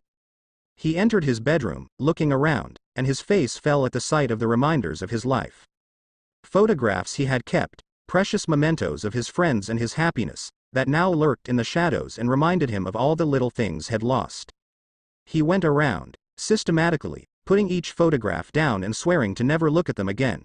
People who were gone, that he didn't get closure with by meeting them in the afterlife, and people that were there, but now so long separated from him that there was nothing left to say. With each photo, his chest ached more, his memories threatening to derail him. The less time he spent here, the better. Then, he arrived to the most precious photo. Sakura, Sasuke, Kakashi. Himself. They were all there. So young, so naive, so unaware of how cruel and relentless and unforgiving the world would be. Hitsugaya felt so distant from the person that there was only a hollow feeling that lingered in him, a lump forming in his throat the longer he looked at it. He didn't put that photo down. He slotted Hiranmaru in the floorboards and meditated, instead. Hitsugaya opened his eyes, looking up at the unfamiliar ceiling that had echoes of a past he yearned to put behind him. At first, Hitsugaya was confused. This wasn't the captain's quarters in Squad 10's compound. Then he properly remembered all the events of the past few days and he groaned, placing a hand on his face and dragging it down. So he was in his apartment. He sat up, rubbing his neck, sorely missing the mattress he had in his division and wondering why, if everyone was apparently visiting his apartment, they didn't change the damn mattress out for one that was less lumpy and used than this one. He stood up, looking around the room, echoes of memories lingering in even the smallest nooks and crannies of the place. He pulled Hiranmaru up from where had left it slotted in the floorboards, giving another futile attempt to open a senkaimon. As expected with the failure of his Jinzan attempts last night on his mind, nothing happened. Well, that didn't work. Plan B. Adapt to his situation. He sighed, laying Hiranmaru down on the bed and going to the closet and rifling through the clothes to see if there was anything that was relatively muted. Eventually he found a pair of gray shorts, some boxers, and a plain, dark gray shirt with a minimalist fire symbol on it. He remembered wearing the shirt before, and after so long of wearing a standardized uniform aside from stints in the human world, it felt a little weird to be choosing something else to wear when not in a gigai. He shook his head to clear his thoughts and sighed, taking the chosen outfit with him to the bathroom. What he saw in the mirror took him aback. The whiskers were back and clearly there to stay. He ran his fingers over his cheeks, uncertain of how to feel about this development. He turned away from the image that still lingered in his mind now, instead setting his clothes down on the edge of the sink, setting his uniform off to the side to be washed and hung to dry, and going to run a shower. When he stepped into the cold deluge, he closed his eyes and sighed, enjoying the feeling of the chill cascading down onto his shoulders and head. Why did it have to be summer? He hated the heat. For a moment, as shower thoughts are wont to do, he ended up with the sudden epiphany of an instinctual dislike of the heat due to the nature of the Kyuubi's chakra and of the home he suffered in childhood that lingered from his youngest, most formative years. He felt a twinge at his temple, and he groaned quietly as he rubbed at them. For some reason, he had the sinking feeling today would be a long day. Once he was finished with his shower he toweled off and dressed up. Even the fabric felt strange to him, and he wondered for the first time, what exactly would the consequences of him being here without a gigai be? Which brought him to a critical point that he desperately needed answers to. How did he get here? What brought him here? He could only assume that whatever brought him here had disrupted his connection to Hiranmaru. Hazy flashes of Hiranmaru and the Kyuubi warring blossomed behind his eyelids. And maybe the re-emergence of that damned fox did, too. His stomach growled, distracting him from such somber topics. Maybe focus on something else. Like finding something to eat. So he went into the kitchen, scouring the room for something edible for breakfast. Ramen. Of course. Of course it was ramen. No one had put anything that counted as a nutritional breakfast, and he clearly couldn't have thought to trust himself in life to think of anything but ramen. But Hitsugaya hadn't had ramen for an impossibly long time, actually. He couldn't think of a time had actually sat down to eat the stuff. And there was a nagging feeling in him, possibly the nostalgia, that implored him to give it another try. So reluctantly he put the kettle to boil, set out a bowl of instant ramen and some chopsticks, and made a mental note to buy some tea if he really was going to be stuck here for longer than he had already been. Once the kettle whistled, Hitsugaya prepared the instant ramen, almost surprised at how his muscle memory still had everything down pat. He sat at the table, looking to see the early morning sun casting shadows downward and hearing the birds sing. He had a long day of trying to make contact the Gote 13 ahead of him, and he certainly hoped he wouldn't regret this dietary choice. With a quiet itadakimasu, he took his first bite of ramen in the first time in over 100 years. Immediate regret filled him. Oh fuck, he still adored ramen. After finishing not one, but 2 bowls of ramen and only slightly hating himself for the decision, Hitsugaya cleaned up the kitchen and then went to wash his clothes. The one thing that wasn't added to the wash was his haori, which he threw on over the clothes of choice for the day. He then left the apartment, crossing the large village and looking down at the passing world as he let his shunpo carry him from rooftop to rooftop. Upon finding a nice building near a park that he had vivid and rather depressing childhood memories of solitude and isolation in, he settled down, assuming his meditative pose with Hiranmaru wedged up in front of him. Time passed Hitsugaya by, ticking away, and while the ability to meditate and ground himself was nice, the fact that he wasn't able to make contact with Hiranmaru or even feel a spark of his presence was disconcerting. He didn't even realize, so focused on trying to grasp at even a shred of proof that Hiranmaru was still there, that had been spotted. At least until he was addressed. Naruto, Sakura called. Hitsugaya twitched in annoyance as he slid open an eye languidly to glare at her. Hitsugaya, he replied, but stood, sheathed Hiranmaru, and Flash stepped down regardless of his annoyance. He folded his arms, looking Sakura over. Well? What did you want? Hitsugaya's expression immediately soured at the sight of the others who followed. The rest of the Konoha 11 followed behind her, all looking to him with varying degrees of hope or distrust. Hitsugaya-kun, came a soft voice, and Hitsugaya startled. He looked to Hinata, who smiled shakily, holding her hands to her chest. Would you care to join us for the day? There's preparations, for tomorrow. Preparations for what? Hitsugaya asked, notably less hostile than he had been only seconds before. It's, Sakura said, softly, tomorrow is the day you died. Hitsugaya's expression darkened. Ah. So a celebration, then. Ino stammered out, her eyes as wide as everyone else's. The sudden shift in his demeanor was unexpected after head softened as he did. I don't hold any illusions about how I died with the village still hating me, Hitsugaya replied, his tone icy. Any sort of relaxing of his strict boundaries that they had witnessed with Hinata's approach was gone in an instant. I am not so naive and willing to forgive as I once was. Regardless of your parting feelings about me, I doubt even you could change their minds about celebrating the death of the miserable demon brat. And no, Choji replied, unable to help the tremor to his voice.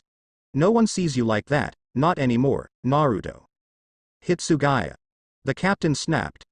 Don't hold any illusions that I am still the same as the person you lost. I am not that person and have not been for longer than you can fathom.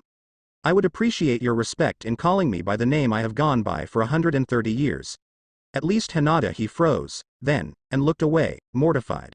Hyuga got that right. You can call me by my given name, Hitsugaya-kun, Hinata said. Hitsugaya looked frustrated as he looked to her. It's not something I usually do, he replied. I hold myself to a higher standard of respect and command respect in return. Calling people by their given names is so informal. So, Hitsugaya, Tenten asked, squinting, what happened to make you like this? Again, I don't need to explain myself to you, Hitsugaya replied, glaring. You're wasting my time. What time is that when you were just sitting on the roof doing nothing? Kiba taunted, and Hitsugaya growled under his breath. For your information, I was meditating, specifically attempting to do a technique that is unfamiliar to you all as you errant Shinigami. I haven't been capable of summoning a Senkaimon since I was dragged here, and I haven't had a connection with Hirenmaru since then, either. Hirenmaru? Shino asked, calmly. Though they knew Hinata's extrapolation of Hirenmaru's identity, hearing it from Hitsugaya would be something they knew concretely. Hirenmaru is my Zanpakuto, Hitsugaya replied, moving his hand to his blade. Every Shinigami has a unique Zanpakuto. That is all you need to know. Hitsugaya turned, and Sakura reached out. Wait. Perhaps it's for the best to let the shorty go, Sakura-san, Sai interrupted kindly, and Hitsugaya froze, stiffening up as indignation filled him. He whipped around, his expression livid. Don't call me that, he snapped. Sai smiled. I knew that would get your attention. You are as quick to anger as you were before, Hitsugaya-san. Hitsugaya twitched, and took a deep breath. What was it that you had in mind for the day, then? He asked through gritted teeth. Sakura smiled hesitantly. We had hoped to go to your apartment to help you get settled. Hitsugaya let out a deep sigh. I am not staying. But you mentioned you couldn't summon a Senkaimon, Shikamaru said, and while I don't know what exactly that is, I assume it means you can't leave. Hitsugaya twitched. You are correct. I have forgotten what it was like to be around someone who has as sharp a mind as myself. You, sharp? Tenten asked incredulously, raising an eyebrow. Hitsugaya glared at her, and then the rest of the group. You have preconceptions about me based on the person you knew. I already told you not to do that. My memories were erased and I did not remember my life before death until recently. I am not the person you knew and I never will be. Your memories were erased? Shikamaru asked now, leaning forward. Hitsugaya was now clearly agitated, and Shikamaru grimaced as he immediately realized he was overstepping the boundaries. That is none of your concern. If you wish for me to remain in your company for any longer, you'll stop prying. There was a strange churn of guilt that Hitsugaya felt the moment he looked properly at the group. They looked lost. They looked grieved, and he realized that they had been hoping desperately to reconnect with someone they lost. He took another deep breath, desperate to get a grip on his emotions again, and he breathed out, brow twitching, before bowing lowly. I apologize. I am still deeply unsettled by how abruptly I was uprooted from the afterlife I have been settled into after so long of having had no recollection of this world. I should not take out my agitation on you. There was a quiet pause as everyone deliberated about Hitsugaya's uncharacteristic behavior before Sakura moved forward. It's all right. I imagine, if it's been so long for you, I would be upset as well, Sakura admitted reluctantly. Would you come with us for today, though? Hitsugaya sighed, deeply, closing his eyes. Fine. But he said, seeing Sakura's hopeful look, I've already settled into my apartment. You have? She now asked, deflating slightly. There went one idea that they could spend time with him. Kakashi-sensei told me and I was not about to spend another night at the hospital, Hitsugaya explained, shrugging lightly. It's not a big deal. Ino hummed. How about going to the bathhouses, or a picnic in the park? Choji's eyes practically glimmered in excitation. Oh, the barbecue. I want some barbecue. Hitsugaya sighed, folding his arms. How about, prior to visiting those sort of ideas, we take a visit for groceries, or at least some tea. I am in need of something other than ramen in my apartment. He squinted at the stunned looks he got for that. I suppose you've at least expanded your dietary repertoire, Neji mused, rubbing his chin. I indeed have, Hitsugaya replied stiffly. But for this outing I have only one condition. No one can know that it is me, that I am back. Because I am not. Sakura looked the most upset at this, but reluctantly, the group gave him varying responses of agreement to his terms. With this in mind, Hitsugaya took a breath and closed his eyes. He sure hoped this worked or he'd look like an idiot. Moving his hands up, he flipped through the seal's dog, boar, ram.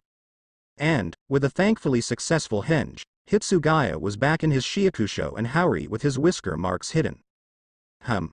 I didn't know if that would actually work, he mused, investigating the sleeves of his transformation. This should suffice. A gamble? Shikamaru asked. Hitsugaya shrugged. Low stakes.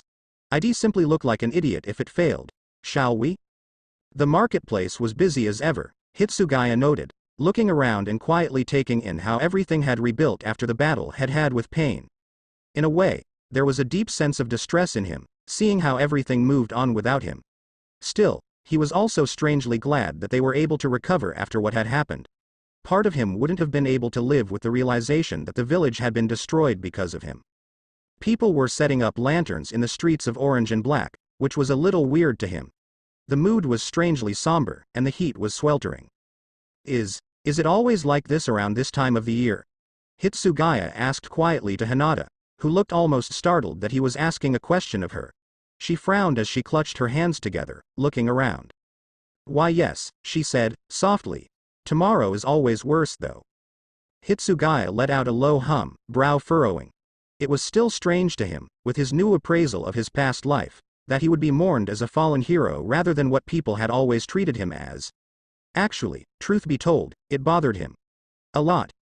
Again, with the change coming only after he was no longer around to know of it, when realistically he should never have known of it due to the path his afterlife took. It was almost sickening. In the shops, he bought a fair supply of green tea, vegetables, varying cuts of meat, and some amanado that he found. He was quick and methodical with his purchases even though everyone else covered his finances, which only reminded him of how he was technically destitute in that moment. It did not sit well with him, but he had little choice but to accept. While looking through all the stalls, they'd also bought some street foods, with Hitsugaya taking a beef skewer for his choice in lunch. Still, something in him ached for ramen, and to his dismay Hitsugaya was certain that had awakened a food-craving monster within him. When he was satisfied with the supplies had bought, they made a quick stop at his apartment. Regardless of his arguments on the matter, following the stop, Hitsugaya ended up being dragged to the bathhouse with a very insistent Ino heading the initiative. Thankfully, he was not assumed a child in need of supervision, and did not incur any sort of embarrassing scene such as the one time that Matsumoto had dragged the both of them with their paperwork to the bathhouses. Oh, had hated that. Still, he kept himself on the edges and battle-ready as he entered the men's side of the bathhouse with Lee, Shino, Kiba, Neji, Choji and Sai. He couldn't believe that Kiba had in fact discreetly smuggled in a man-beast transformed Akamaru, squinting at the humanoid dog. Hitsugaya mostly tuned out everyone else other than his own thoughts, quietly cleaning himself as he tried to feel for Hirinmaru's presence. The fact that he was getting so distracted from reaching his Zanpakuto was agitating at best, and he barely even noticed his temper getting the better of him until he flinched away from a touch on his shoulder. He turned sharply, glaring up at Lee who had drawn both hands back. Hitsugaya-kun, Lee stammered out, his teeth chattering, you were lost in thought, and, the floors. Hitsugaya finally noticed the ice that had climbed all over the ground around him, and saw the layer of frost that had rapidly climbed Lee's legs and hand. He cursed, softly, and pulled his Riryoku in again, allowing the ice to quickly melt from the steam around them. The heat was flooding back into him in a horrible, oppressive way, and all he wanted was to leave and fix his connection with Hirinmaru. My apologies, he replied quietly. I don't do very well with the heat, or with being surprised. It's all right. Lee chirped, waving his hands. I am all good as new, nothing that a soak and some training won't fix. His face fell a bit. If you don't handle the heat well, then I imagine you are not so pleased to have been overruled on this choice. Being overruled on choices and having to oblige them is a reality I've had to live with on multiple occasions, Hitsugaya said. It isn't a problem. And really, the bath was nice. Especially because there wasn't a whole lot of conversation going on, especially not towards him. Just idle chatter that he could easily ignore. But if Hitsugaya didn't have anyone sitting next to him, and if that reason was because the temperature of the water in his immediate vicinity was cold? Well, he didn't hold it against them. After the bathhouse, Choji all but demanded for them to go to the barbecue place, shutting down any other ideas for dinner. As they settled at the barbecue restaurant everyone agreed on, Choji started off strong, ordering a full 2 orders of meat for everyone. Then Kiba ordered some sake, and Hitsugaya ordered some green tea. Everyone else ordered a variety of either drinks or alcohol, and soon enough everyone was settled down and waiting. The drinks came first, and Hitsugaya poured himself a cup of tea and sipped at it calmly while Kiba served out sake to everyone. When had gotten to Sai, who was seated next to Hitsugaya, he looked over at Hitsugaya and rose an eyebrow at the cup of tea he held. Do you want some? Kiba asked, swirling the sake bottle. Hitsugaya's lip curled. No thank you, he said, sounding less than pleased. I don't drink. Not even a little? Kiba looked frankly quite disbelieving. Dude, you're 100-something now, right? But I don't drink either, Kiba-san. Lee interjected, casting a side glance to Hitsugaya. That's because you're a drunken fist user, Neji replied, his tone very matter-of-fact as he sipped his own drink. I hate the stuff, Hitsugaya grumbled, frowning deeply and leaning back as the bottle was pushed a little closer to him. So ill pass. He didn't feel it necessary to mention that he was a lightweight. Kiba shrugged. Suit yourself. With that, he served himself a cup of sake and took a drink. Hitsugaya himself took another sip, before the meat arrived. The conversation started up among most of the group about their most recent missions that they had been assigned, and the conversation dimmed when they noticed that, once again, Hitsugaya had isolated himself from everyone else, seeming almost preoccupied with something apart from them. So what do you do, Hitsugaya? Neji asked, picking a piece of meat delicately off the grill. Hitsugaya looked up from where he had been staring into his tea and rose an eyebrow. It seemed like a safe enough question, though, so he obliged with an answer. I do paperwork and I train recruits and subordinates alike. Seriously? Ino asked, looking at him with a dumbfounded look. That's what you do as a Shinigami? Shinigami of my class are seldom sent into the field, Hitsugaya said with a sniff, eating a piece of meat that had been meticulously caring after since had placed it on the grill. Sai looked to him, almost vaguely intrigued. For what purpose? The same reason that I am hesitant to remain here for any long period of time, Hitsugaya replied curtly. There is a very real risk of my Ryotsu changing the atmosphere here and putting people in danger. He yawned, setting his chopsticks down before grabbing his cup. As our purpose is to protect the balance between the living and the dead, endangering the living is not what we aspire to do. Besides, we have the responsibility of maintaining order in Seirei. So I assume you have a high rank, Shikamaru said slowly. Hitsugaya twitched. Damn it. He knew Shikamaru was observant, he should have been more careful. Still, Shikamaru was correct, so he supposed he owed that much. Yes. With that answer, he lapsed into silence. The conversation reluctantly picked up again about their own social lives, in an attempt to salvage the situation and not isolate Hitsugaya any further than they already felt from him. All in all, the group felt, as a whole, that trying to get any information of Hitsugaya's afterlife out of him was like herding cats. When the moon was rising high into the sky, they'd finally arrived at Hitsugaya's apartment. The group stood outside and Hitsugaya stepped in. Though had expected to see them leave and give him goodbyes, Hitsugaya noticed that they were in fact standing and watching him almost expectantly. Yes?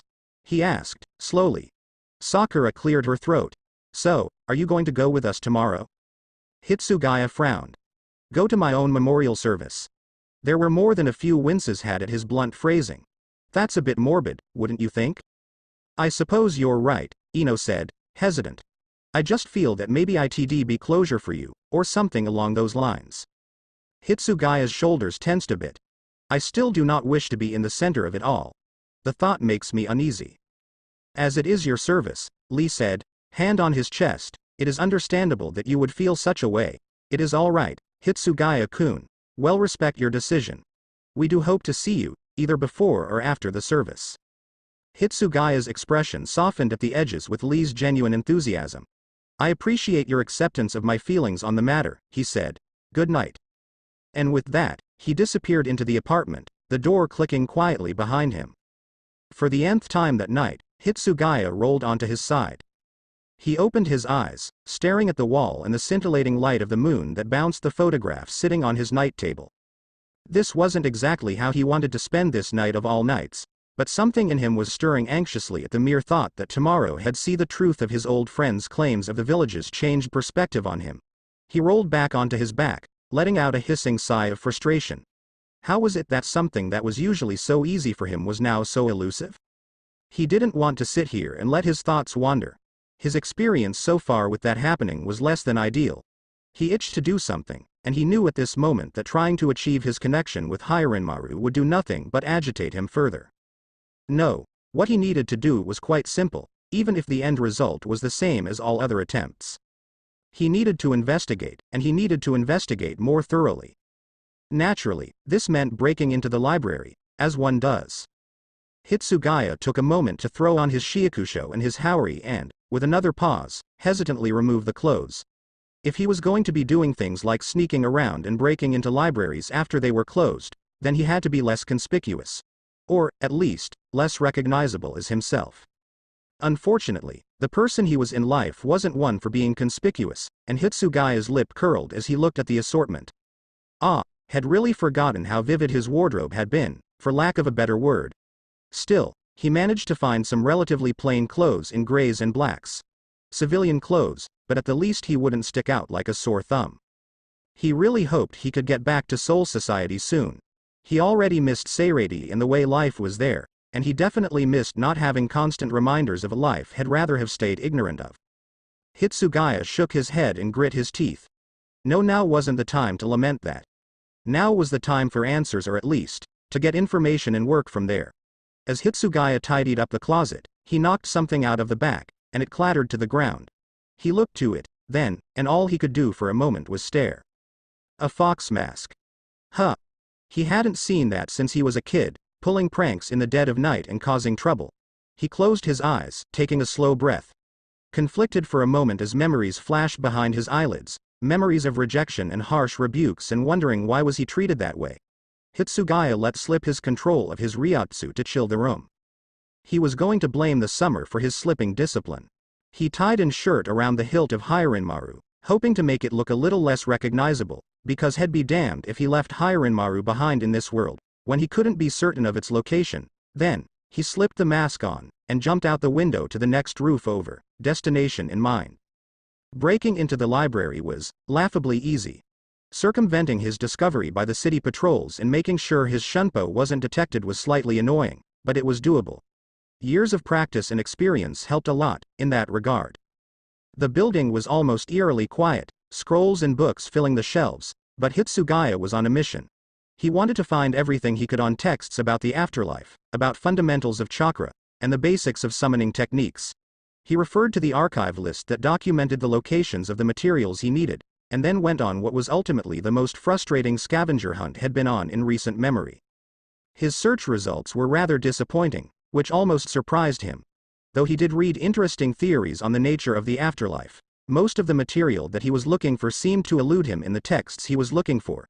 He did see mentions of a restricted archive and, as a result, he began searching for it. He did remember some of the layout of the village before it had been destroyed, at least, so that bit of knowledge was helpful to his search. After combing through most of the city in a mostly cursory search, Hitsugaya finally found a lead in the form of a building built into the cliff face that had the Hokage monument carved into it. For a moment, he stopped on the roof of a nearby building, looking up at the carving of the fourth Hokage. How disappointing would it have been to know that meeting his father through a shred of chakra written into his seal would be the only time he'd ever see any shred of his family? He turned away and continued forward, deftly descending down to the steps. He avoided a patrol by slipping under the stairs, though he supposed the sight of him seemingly standing on thin air would be strange to anyone who managed to see him. Once his path was clear, he made it up to the doors and read the text above them. Konoha Archive Library good. He was in the right place. He carefully worked the door open, doing his best to not make the doors squeak, and then he stepped in. Keeping his footsteps light, he descended to the main floor of the archives, and looked around, suddenly feeling like he'd made a terrible mistake. There were so many records. How was he supposed to find what he needed? Would they even have it, he wondered.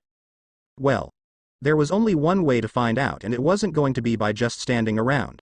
And so Hitsugaya moved forward, beginning the arduous task of discerning the organizational system of the archives. It took far longer than he would have liked and a few too many close calls with blanket patrols for comfort, but he found some interesting documents. Then, he turned to the table in the center of it all. A few chairs were pushed into it, but the strange thing was the scrolls and books that were sitting on the table. He picked one up, and stared at it. Fundamental Theory of Chakra. Then he looked at another book, his eyes widening. Dissertation on the Existence of an Afterlife. This was suspicious, a trap. Immediately, Hitsugaya was on guard, and cursed himself as he sensed another presence in the room. I thought I'd find you here, Hitsugaya. It was only through years of practice that he did not flinch when he was addressed so suddenly. Kakashi-sensei, Hitsugaya said firmly, moving the mask off his face with a sigh. I should have expected you to stay one step ahead. Somehow, you have always managed to do so. Kakashi stepped out into the moonlight, hands shoved in his pockets. I thought you'd come looking for answers. It seems like something the person you are now would do. His eye conveyed all the amusement he needed to convey. I did say that if you needed anything, you'd find me. I suppose you did, Hitsugaya muttered, placing his hands down on the table. Kakashi approached and then picked up one of the tomes, looking it over. He then pulled out a chakra paper. Hitsugaya cocked his head to the side with a pensive frown. I've been wondering about your current conundrum, actually, Kakashi said, and offered it forward. Maybe, we can get some answers with a practical test. Something clicked in Hitsugaya's head. A possible theory to work off of. He was certain that he and Kakashi were arriving at the same thought. He reached out, then, and focused his Ryoku into the object. The two of them recoiled slightly as the paper let out a strange screeching sound as it began to decay, twisting and tearing and shriveling into a gnarled, indistinguishable mass. Hitsugaya dropped the paper in alarm and it fell to the ground, shattering like glass. Still, there was a tiny portion of it that remained untainted by the strange distortion. That piece had a clean, even tear. Well, Kakashi said, it appears one of my theories has some merit. Ryoku and chakra are incompatible, Hitsugaya breathed, and he looked down at his hands. Is that what's happening? I am being disrupted by being here? What if he could never go back? But there's a part of you that still has chakra, Kakashi pointed out. Hitsugaya took a second look and realized he was right. Even though he felt like he had a working basis for one answer, he still had many more questions. Apparently had been quiet, lost in thought longer than he thought, because he was being disturbed back into reality with a book and scroll being pressed to his chest. The scriptures talking about chakra theory and the afterlife, huh? He grabbed them in hand, blinking down at them before looking up at Kakashi. It's early morning, Hitsugaya. You should get some rest. And take those with you. Just, bring them back when you're done. Hitsugaya nodded. Thank you. It should not take me long to get through these. He fingered the pages carefully before looking back up to Kakashi. I think some rest would help, too. As he turned to leave, he heard something sail through the air. He caught it, instinctively, and looked to see the mask. Also, don't forget that here. It'd leave a trail. For some reason, Hitsugaya felt like he was being teased. With a shunpo, he left, returning to his apartment where he finally managed to succumb to sleep. Hitsugaya awoke much earlier than he wanted to be awake, feeling nowhere near rested enough. Still, habit drummed into his very bones the need to be alert to the slightest of changes around him. He sat up with a yawn, wanting nothing more than to get more sleep, and looked around the room. The sun was blistering as it filtered into the room, and his nose curled. He didn't think he needed to re-emphasize exactly how much he hated summer. Reluctantly stepping out of the bed, Hitsugaya gathered his shiakusho together and went to the bathroom for another shower. Considering exactly how hot it was today, he spent extra time in the coldest water he could manage, and even let his ryotsu drop the temperature in the room. For a moment, distracted in the comfort of the cold as he was almost able to forget what was happening today. And then there was a knock at the door. Hitsugaya finished his shower and strained to listen. Hitsugaya. Shikamaru's voice filtered through, and Hitsugaya strained to listen. The memorial's starting soon. Whether or not you come, that's your own choice, but I suppose I thought you'd like the heads up. Hitsugaya didn't answer.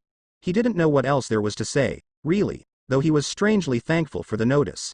After a few moments of silence, he heard footsteps fading from his apartment door, signaling Shikamaru's departure. Dragging a hand through his hair with a sigh, Hitsugaya closed his eyes and rubbed at his temples. These past few days had been the most exhausting days of his afterlife, it seemed, and all he wanted to do was go back to how things were. This was a can of worms that should have stayed sealed. Still, curiosity got the better of him. He dressed quickly and then took to the rooftops once again, a little stunned at how barren the businesses and streets really were. There was a cluster of people all heading towards the cemetery, and that alone was morbid enough to draw him in as a witness to the proceedings. Tsunade seemed older in that moment, dressed in her full Hokage garbs. Today, exactly 5 years ago, Uzumaki Naruto gave his life to win the battle that the Akatsuki waged in our own walls, Tsunade said, her voice solemn as she stood before the crowd that was gathered. Hitsugaya hid in the tree line, stunned at the turnout and at the desolation that permeated the gathering. He was a fine young man that exemplified everything that a shinobi of Konoha should be. In his heart burned the will of fire, and that will burns on in all of us. On this day, 5 years after losing him, we pay tribute to his memory and move onward. It was hot. The sun beat down upon them all mercilessly, and not for the first time Hitsugaya regretted being here. He wondered what kept him watching as Tsunade laid down the first flower, what kept him watching as each of his old friends put down a flower, as people who had once looked upon him with scorn wept apologies for their treatment of him at his grave. He wondered what kept him watching as Konohamaru sat in silence, sparing only tears for another person had cared for lost. He swore he was going to get up and leave the moment Iruka knelt at his grave, laying down a flower with a special kind of anguish to his face that tore at Hitsugaya's chest, ripping open wounds had thought were healed.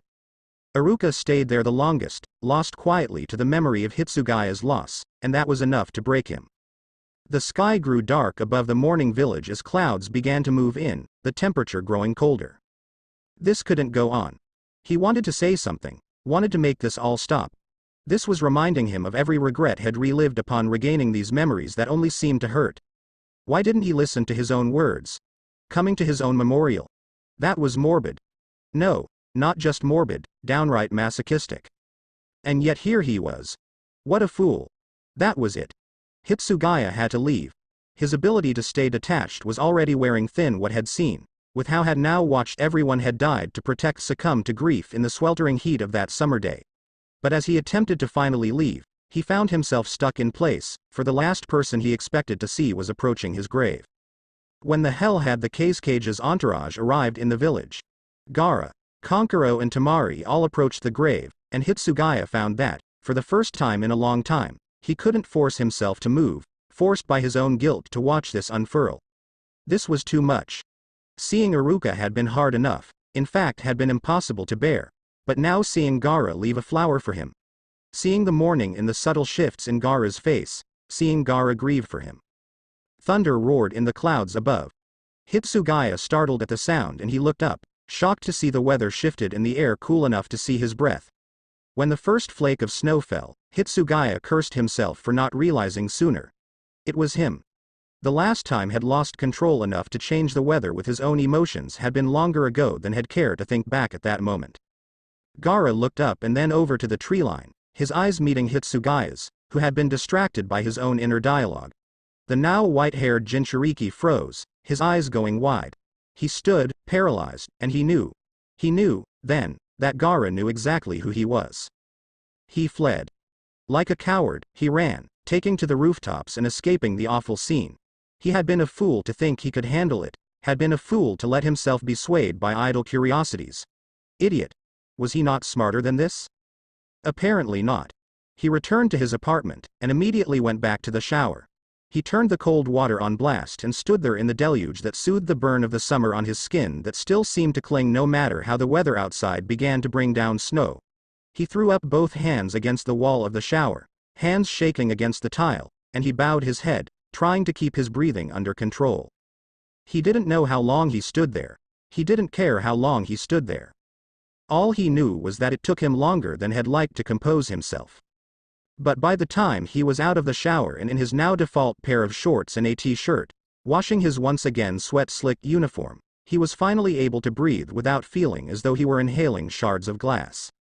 He hung the uniform up to dry and then threw the haori, on gripping the fabric tightly in his hands as he reminded himself just what was at stake here. He had to go back. He couldn't keep needlessly endangering everyone around him with his presence. A captain without a seal. That could alter things irrevocably and cause damage he'd never forgive himself for. He decided to brew tea and start drafting a report to reduce the amount of work he'd have to get done upon regaining contact with the Gote 13. It was something normal, something unrelated to what had seen, and something that would distract him. He sat down with an inkwell, a scroll, and a brush, cutting neat pages in approximate shapes of his usual reports. Then came the knock. God, he was tired of knocks. After what had bore witness to, Hitsugaya wasn't feeling up to talking to anyone or being around anyone. He bared his teeth as he got up and went to the entryway. He threw open the door, his expression cold. Go away, I don't care what you want. He froze up again, his carefully chosen expression shattering to pieces as he saw Gaara standing there first and foremost. His old friends, Kankuro and Tamari, were an afterthought. The two only stared at each other for a brief moment, but Hitsugaya knew he was compromised. Tamari and Kankuro both stared in shock as Gaara's expression shifted, strained with sorrow. Naruto, he said, softly, And Hitsugaya couldn't find it within him to put up his barriers, his walls. He couldn't hide himself from the cage, from Gaara, who knew exactly what had been through not once but twice now. His face fell, his eyes anguished. Gaara, he replied, sorrowful and airy, his own expression grieved. I am so sorry. No, I should be saying that, Gaara said, in reply, shaking his head firmly. You did not deserve to die. If anyone deserved to be brought back. No. The captain said, firm, his eyes emphatic as he moved forward, closing some of the space between them. No, you deserve to come back. I failed to save you, Gaara, and now I've only hurt you, and I should've. Your death was not your fault, Gaara replied, voice heated. And you did save me. You say you failed, but if you had not been there, Elder Chiyo would not have done for me what she did. You did that. You change people for the best. Hitsugaya couldn't find the words he wanted to say in that moment. How could he explain that the person that Gaara had grown to know as a friend was gone? Changed into him? For the first time since his arrival here, all he felt was regret that he couldn't be the person that everyone wanted him to be here. In the pause, Gaara stared at him. And Gaara knew those eyes. Sad. Isolated. So he spoke. You have been alone again. For far too long. It has wounded you so. I know those eyes you have now, my friend. Hitsugaya's facade cracked. His eyes shone bright, and he couldn't understand how it was that even after all this time, that comfort from someone who knew what he had gone through was immeasurable. He was struggling so hard to keep his composure. Sand pushed him forward. He stumbled, not expecting it, shock in his face as Gaara closed the gap. He was stunned into silence at the arms that wrapped around him. Gaara hugged him, firm, the action decidedly shocking everyone just as much. Then came the sand shield rising up around them, a move that he appreciates so much in that moment that he couldn't express it. Hitsugaya couldn't help it. He knew how unused to physical interaction Gaara was, knew how it was still something he wasn't secure about, so this move was a genuine intent of concern and solidarity. He shuddered, and once the first tear came, the rest followed. The homesickness and misery overwhelmed him and he couldn't stop. He clung like a child, shame filling him as his breath hitched and shoulders shook and chest burned and throat ached. Gaara held him, grip firm and deliberate though still rusty and unsure. I didn't want to die, Hitsugaya breathed, his voice shaking. He didn't know where this was coming from. I know, and it's not your fault, Gaara said. No one blames you, and you've come back. But I can't stay. Hitsugaya hissed out, a shiver running through him. The dead have no place among the living. I endanger people just by being here. I have to go back. Is that truly a rule in the land of the dead? Hitsugaya had no simple answer to that. So Gaara stayed quiet and kept holding Hitsugaya until Hitsugaya pulled back. I am sorry, Hitsugaya rasped out. I don't know what came over me. Gaara tilted his head to the side, looking slightly puzzled at his words. Your ability to be open with your emotions has been something that I have admired for a long time. I am not the person who I used to be, Hitsugaya said. If everyone knew what I've done, who I've become, they wouldn't look to me as the savior they held Naruto as. Despite everything you have been through, you are still you, Gaara replied. Would you tell me what has happened? Hitsugaya grimaced. It's been a long, long time for me, Gaara. There's been a lot. I only remembered this life as of 5 years ago, for me, and that was after 125 years of living as a spirit in a different afterlife. I don't know if I could begin to explain everything even if I wanted to. He looked up at Gaara, and let out a breath. My name has been. Gaara nodded quietly. I know. Your friend spoke to me on the matter, Hitsugaya-san. I apologize for the slip, earlier. But, you can call me Toshiro. Gaara blinked at him, and Hitsugaya couldn't help his own softening expression at the small smile that crossed his friend's face. Of course, Toshiro. Are you composed? Hitsugaya blotted at his eyes one last time with his palms. Yes. Thank you. He was actually almost surprised at how he felt better for the first time since had been dragged into this mess again. Still, he would have preferred if feeling better didn't come at the cost of tears. He already felt ridiculous for having cried. He ignored the painful twist in his chest and finished composing himself. The sand shield finally went down, and Hitsugaya stepped back. Gaara folded his hands behind his back.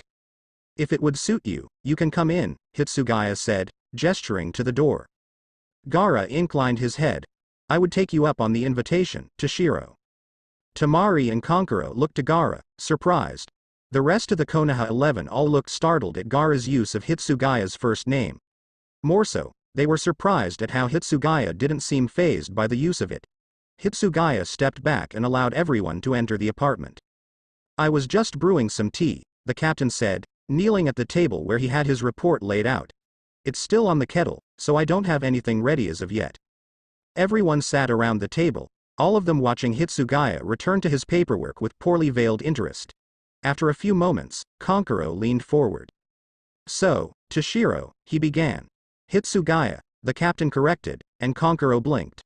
I have given Gaara permission to use my first name. Both of the siblings looked to Gaara, their faces sobering. Right, Konkuro said. Sorry. Hitsugaya, then. What exactly are you doing? Paperwork, Hitsugaya replied. Standard procedure will be to file an incident report upon regaining contact with Seirei.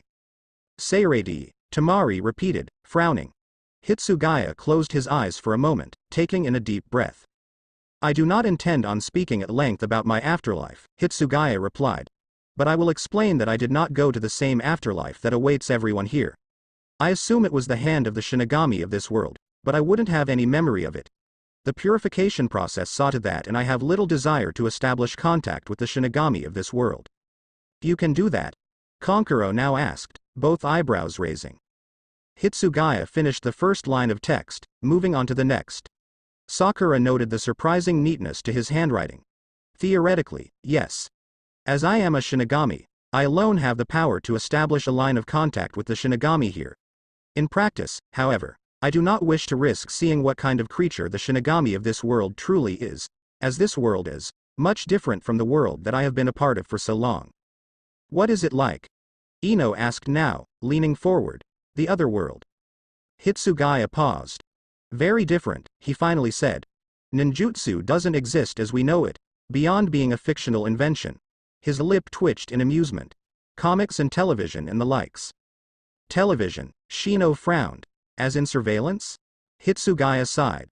The world there is, substantially more advanced than here, technologically, even though the afterlife is simultaneously the same as here and less advanced. But there are trade-offs, such as not having chakra or access to Tenketsu gates. I don't think I'd like to have a world like that, Kiba sniffed. Hitsugaya let out a quiet huff and shook his head. What? Kiba asked, not liking the idea of being out of the loop. They don't have Jinchuriki. Gaara said quietly, filling Kiba into what bothered Hitsugaya.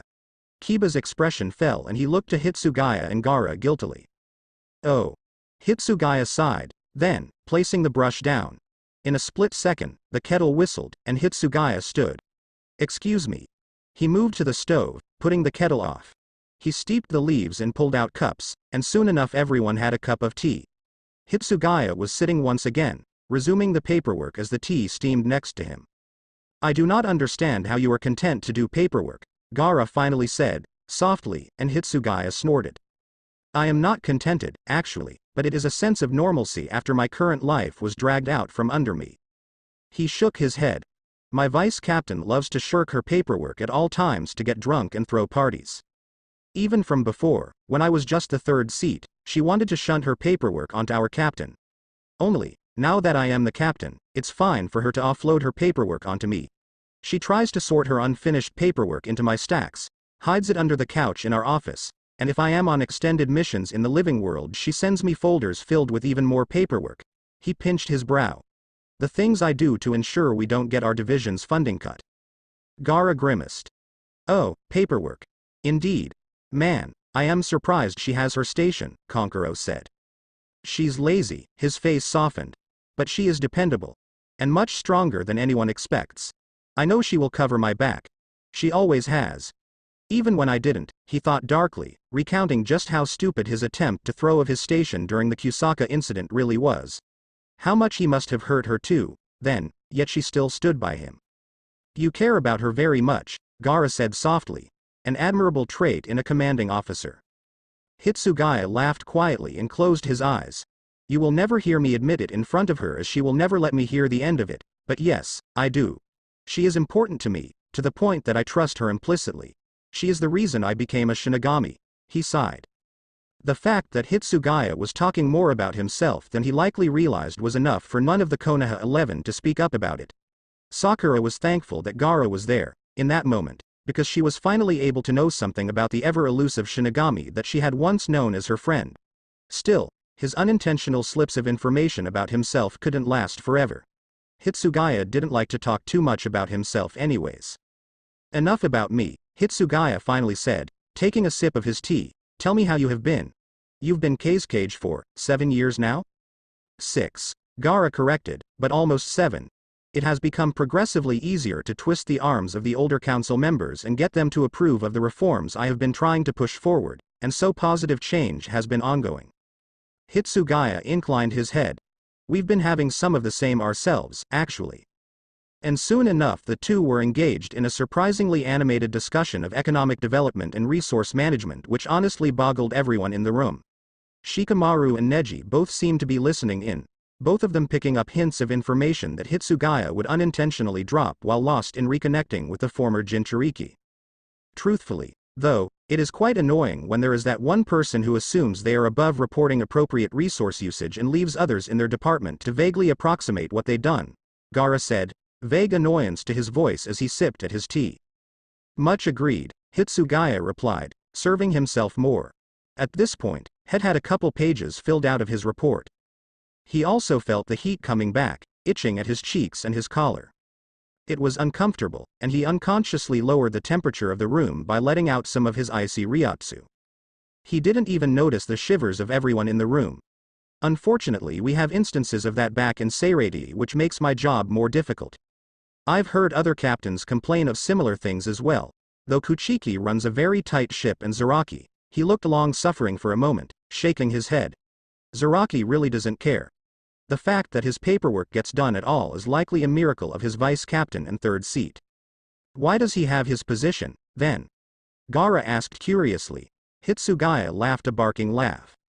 Because he's an absolute monster when it comes to kenjutsu, he replied, and he left a trail of blood and death behind him before he killed his predecessor to become captain, much like the 10 Kenpachi in the position before him. Gaara rose a brow, and Hitsugaya sipped his tea. Oh, don't look at me like that. That's just how it is. Appointment by combat to the death is how the 11th Division is set up. They and the 4th have had a contentious relationship due to the 4th having to constantly send their healers over. I assume from the symbol on your haori, that you are captain of the 10th? Gaara asked. Correct. Hitsugaya set down his cup. Does your division have a specialty? No, Hitsugaya replied. The only specialized divisions at this moment are the 2nd, 4th, 11th, and, he grimaced, 12th. Gaara frowned. You hesitated. Let us just say that there is no love lost between myself and the 12th Division captain and leave it at that, Hitsugaya replied stiffly. Gaara nodded. Very well. He looked to the window, then, and sighed. I believe we ought to be leaving. It has gotten quite late and I do not wish my entourage to be lacking of my presence enough to send out a search party. Hitsugaya looked up to the clock in the room then, almost surprised. How had he managed to lose track of time so easily? Oh, yes. You're correct that it has gotten late. My apologies for keeping you. No, you have no need to apologize, Gaara said. It has been nice to speak to you again, Toshiro. And you as well, Hitsugaya said, setting his cup aside. The other ninja, done with their tea, also stood, and Hitsugaya noticed how surprisingly quiet they had all been while he and Gaara had been talking. It finally occurred to them that they were trying to learn anything about him, and while part of him felt a bit guilty for keeping so much from them, the other part realized just how much had really divulged and cursed his loose tongue around Gaara. Still, they had an understanding. They had both lived the life of a Jinchuriki and that was the most important part.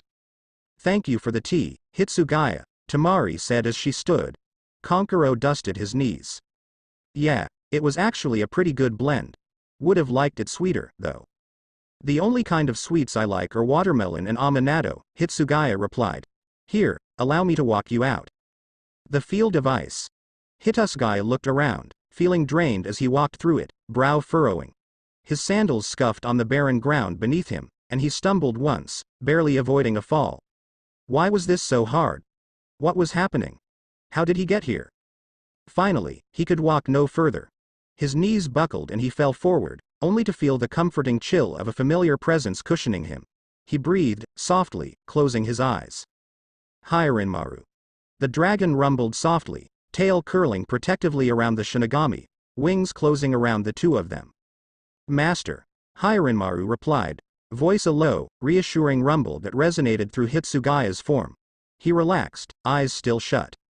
I couldn't feel you, Hitsugaya said, voice rasping as he ran a hand over the ice. You were gone and I couldn't reach you. I couldn't make a Senkaimon. I have been trapped. As you suspected, the summon that brought you here disrupted our connection, disrupted you, Hiranmaru replied gravely.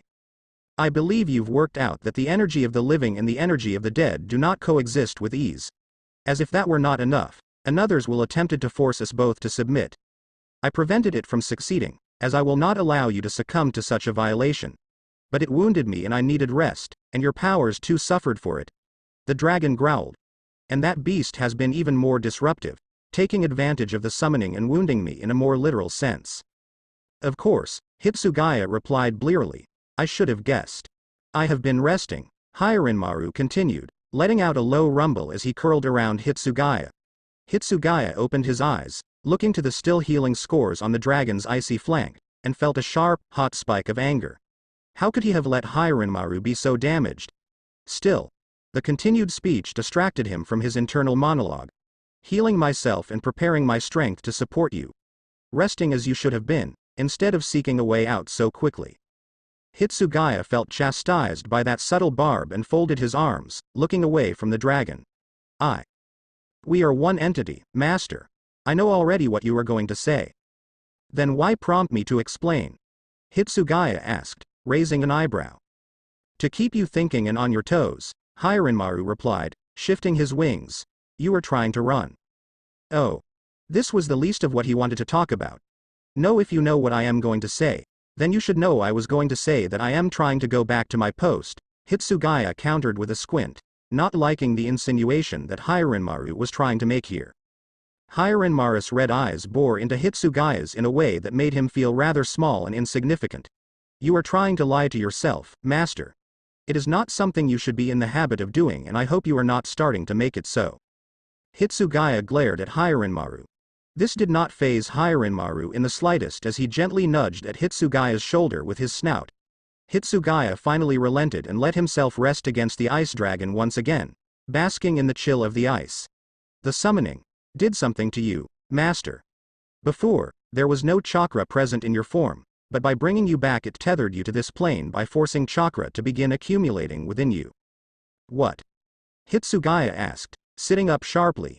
He put a hand on his stomach, over the seal. No, it is not the beast's chakra, Hiranmaru said gravely. Though the chakra that brought you here was the of one who summoned you, it has been metabolized, Hitsugaya realized. In a way, yes. Hiranmaru looked to the skies. The skies here have had a breeze, more so than normal. Hitsugaya looked up as well, and the dragon's words rang true. It's become my own. That's why the paper, he ran a hand through his hair. I have something I should have lost upon death and passage into Soul Society. What does this mean for us? Hitsugaya asked after a few moments. The dragon made another low grumble as he settled back down onto the icy ground. I know as much as you do on the matter, Master. Which is to say not much, Hitsugaya sighed, closing his eyes. But thank you, for keeping me updated on your insight, Hiranmaru. You must be cautious, Hiranmaru said, and Hitsugaya opened his eyes again, taken aback by how grave Hiranmaru's voice was. This world is bringing up a darkness inside of you and I fear for your peace of mind. The beast is gathering his strength and with how much time has passed since he has roused, I fear it will be to your detriment. Hitsugaya's eyes fluttered open, the parting words of Hiranmaru the last thing in his memory. He shuffled, feeling exhausted and woozy with remnants of heat, but stared up at the ceiling that was thoroughly frosted. How did he get here? The last thing he remembered was offering to walk everyone out. He looked to the side, confused, and saw Sakura and Sai both leaning against his bed, bundled in blankets and shivering, their breaths coming in short puffs. Seeing this, he cursed, reeling in his Ryoku and shifting it to coil under his skin in a cooling current, and the ice began to melt around them as his Ryotsu diminished accordingly. Sakura's eyes also fluttered open, and she blinked tiredly, frost at the ends of her eyelashes. Naruto, she said, finally, you're awake. Hitsugaya, he grumbled out tiredly. What happened? You seemed to pass out from the heat last night, Sakura said softly. Hitsugaya grimaced as a towel was pulled from his forehead. We stayed behind to look after you. You're Ryoku, right? It was freezing everything in the room. Hitsugaya let out a low groan. Damn it. I hate the summer. He shuffled, feeling stiff and sweaty as he sat up, scrubbing at his face. I finally made contact with Hiranmaru again. Is that what this was? Sakura asked, cautiously. Hitsugaya shook his head. No, I've never had a contact with him be like this. He grimaced. I don't know how to explain it. Whatever brought me here disrupted me. My powers, my connection to the afterlife, it's been interrupted and that's why it's acting like this. Kabuto's Edo Tensei, Sakura said, quietly, and Hitsugaya looked at her sharply. What? Edo Tensei, Sai repeated. It was what he used to bring you here. He had a piece of you with him, some decayed skin and hair of yours. Oh, that thought made him quite sick. By sacrificing a human life, he would be able to bring you back from the afterlife. The sacrifice's body for your body, the sacrifice's soul for your soul. Sakura wrung her hands, looking down at her knees. He boasted that he would have you under his control, that we'd have to fight you. That had finally get the Kyuubi and start the war they announced all those years ago. This wasn't what he was expecting to hear. This wasn't right. He tried to trap me in a body. This was bad. This was bad. But it didn't work. The body that was forming froze. It froze and shattered, and then you were there in the remains. So that was the summons that Hiranmaru was talking about, the one that messed with me, Hitsugaya said slowly. But for it to reach all the way to Seireiti. And as if that wasn't bad enough, a bone-chilling, unnatural roar echoed through the room. Sakura and Sai both froze up, but Hitsugaya bolted to his feet. Hollow. The day had started like any other. Matsumoto came into the office hungover. Hitsugaya berated her for her lack of attention. Matsumoto tried to create some sort of excuse to take a load off. Hitsugaya circumvented that and threatened her sake stashes if she didn't get at least some of her damn paperwork done. Matsumoto got a paltry amount of paperwork done before she and Hitsugaya had to go oversee their squad's scheduled morning training hour. Hitsugaya received reports from stationed patrols in the living world. So, it was pretty average start. A nice return to the monotony of their normal, unimpeded lives after the horrors of all the battles and wars they'd only just fought, even with the fact that cleanup and reconstruction of Seireiti was still well underway. Hitsugaya steeped some tea, filed more reports, and Matsumoto started dozing off. Oi, Hitsugaya snapped, startling Matsumoto out of her almost successful nap. Enough lazing about, Matsumoto. She flung herself upright with a yelp, hands moving to her chest. Oh, Taiko, I hate it when you do that. They almost popped out again. Hitsugaya pinched his brow. Really, he grumbled, after everything that's happened you'd think you would. He trailed off into low mutterings that, were Matsumoto to listen properly, would have derogative remarks about her work ethic or lack thereof, as had put it. She rolled her eyes. Really, Taiko, she said with a yawn, you need to relax a little. It's been 5 years and nothing's come up since. Have you even gone to the bathhouse to get a nice soak and massage? After last time? He asked with a squint. I would need to possess a death wish for my reputation to reenact the absolute humiliation of our last visit that, need I remind you, you dragged me into. Ah, Taiko, it was an honest mistake on their part, I am sure. Hitsugaya grumbled as he stood, rounding the desk to grab a stack of completed paperwork. Since you're so intent on slacking off, he started, then you can take this stack of completed paperwork to the first. He froze in place. Taiko? Matsumoto asked, immediately getting the sudden feeling that something was wrong as she looked up sharply. Hitsugaya could only stand there, his eyes wide and expression seeming almost confused. He let out a soft breath, and then an ash-like substance began to rapidly climb up his feet to his encase the rest of his body. Matsumoto lurched to her feet. Taiko. His ryotsu fluctuated abruptly, first spiking then falling almost dangerously. His eyes grew dim as an unrecognizable energy filled the air. Matsumoto was stuck in place, strangely taken by the bizarreness of its existence. It felt almost like ryotsu, but different.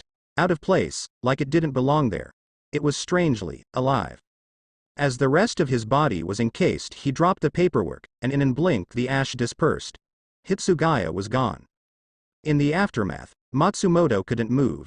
She stood still, staring at where her captain had stood, perfectly fine, only moments before. The disappearance was so sudden, so bizarre, so inexplicable that all she could do was stare. Then instinct kicked in.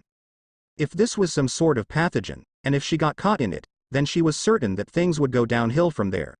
This information needed to be reported immediately. So she did the only thing she could think of in that situation, unsure of what the disappearance meant. She ran to the First Division. In short time, an emergency captain's meeting was called. Considering how long it had been since an emergency meeting was called, the captains who filtered in were all on edge. Strange, Rose commented, quietly scanning the line of gathered captains. How after a relative period of radio silence, we've been called to an unscheduled meeting with such urgency. Indeed, Lisa replied, her eyes narrowing as she looked to the post next to her. Hitsugaya was normally one of the more punctual captains from what she had discovered since taking a post in the Gote 13 once more. Furthermore, she was certain that she couldn't sense his ryotsu, and that was likely another issue that had the other captains on edge. We wouldn't be called if it wasn't something worth talking about face to face. So we'll find out soon enough, Kensai muttered, folding his arms. Among the last to arrive were Zaraki, who arrived second to last simply for his usual misdirection, and Mayuri, who did things as he pleased. Oh. Mayuri said as he walked in, tapping his chin. Hitsugaya is late, is he? That's quite curious of him. But, I do have to ask, he stepped into his place, appraising the empty spot with intense scrutiny. What could possibly have happened to warrant an emergency meeting like this? Kiyuraku lowered his head. Hitsugaya, actually, is exactly whom we're all here to discuss. He looked to Matsumoto, who stepped away from the wall and knelt at the end of the line. Only just 10 minutes ago, Matsumoto said, her voice shaky, Taiko disappeared. Disappeared? Byakuya asked, slowly, opening his eyes to look to her. The other captains were all silent, regarding the vice captain, before Suifang took one step forward. Have we arranged a search yet? Tracked his ryotsu? Matsumoto lowered her head. He didn't desert his post. He vanished right before my eyes, in the office. Into nothing. This clearly caught Mayuri's interest as he grinned almost from ear to ear. Vanished into nothing, you say? How fascinating. Izan moved a hand to her mouth. Fascinating? That's disturbing. Shinji's lips thinned as he looked over to Matsumoto, who had by then stood from where she was kneeling with a harrowed expression on her face. How did he disappear? Matsumoto clasped her hands together tightly. One moment, we were just talking, and then he was almost engulfed in this strange ash. And I could sense this feeling in the air, an energy I've never felt before. Mayuri steeped his fingers together as his grin persisted and he leaned forward. This looks like a situation wherein my expertise is necessary. Kiyuraku's lips twitched in a tired grin. You'll be glad to hear, then, that you'll be tasked with investigating the circumstances of his disappearance. The head captain rose his head. And I've called in Urahara Kazuki to assist you. Mayuri's delighted fascination quickly bled into displeasure. Oh, now why did you have to do that? He complained. I could have handled this well on my own without that unpleasant man butting into my work. The disappearance of a captain, Iba said firmly, is not something that can be spared any expense. Iba Taiko is correct, Lisa said coolly. Matsumoto looked to Kiyuraku, who gave her a reassuring smile. Don't worry. We'll find him. Upon being granted permission to do a small-scale investigation in the human realm, Matsumoto's first stop was Karakura town as she sent the rest of her assigned patrol to spread out in Japan. It was late at night when she arrived to the town, and she took to the rooftops, struggling to sense any shred of Hitsugaya's ryotsu. Still, she was coming up empty-handed, and it left a hollow feeling in her stomach. Oi! Rangaku? What are you doing all the way out here? Matsumoto stopped in her one-track search, noticing the other Shinigami that stood in the distance on another roof. Ichigo looked quite perplexed to see her there, and she went over, her expression still fraught with worry. Have you seen Taiko? She asked. She saw the continued confusion on his face at the question and her heart sank.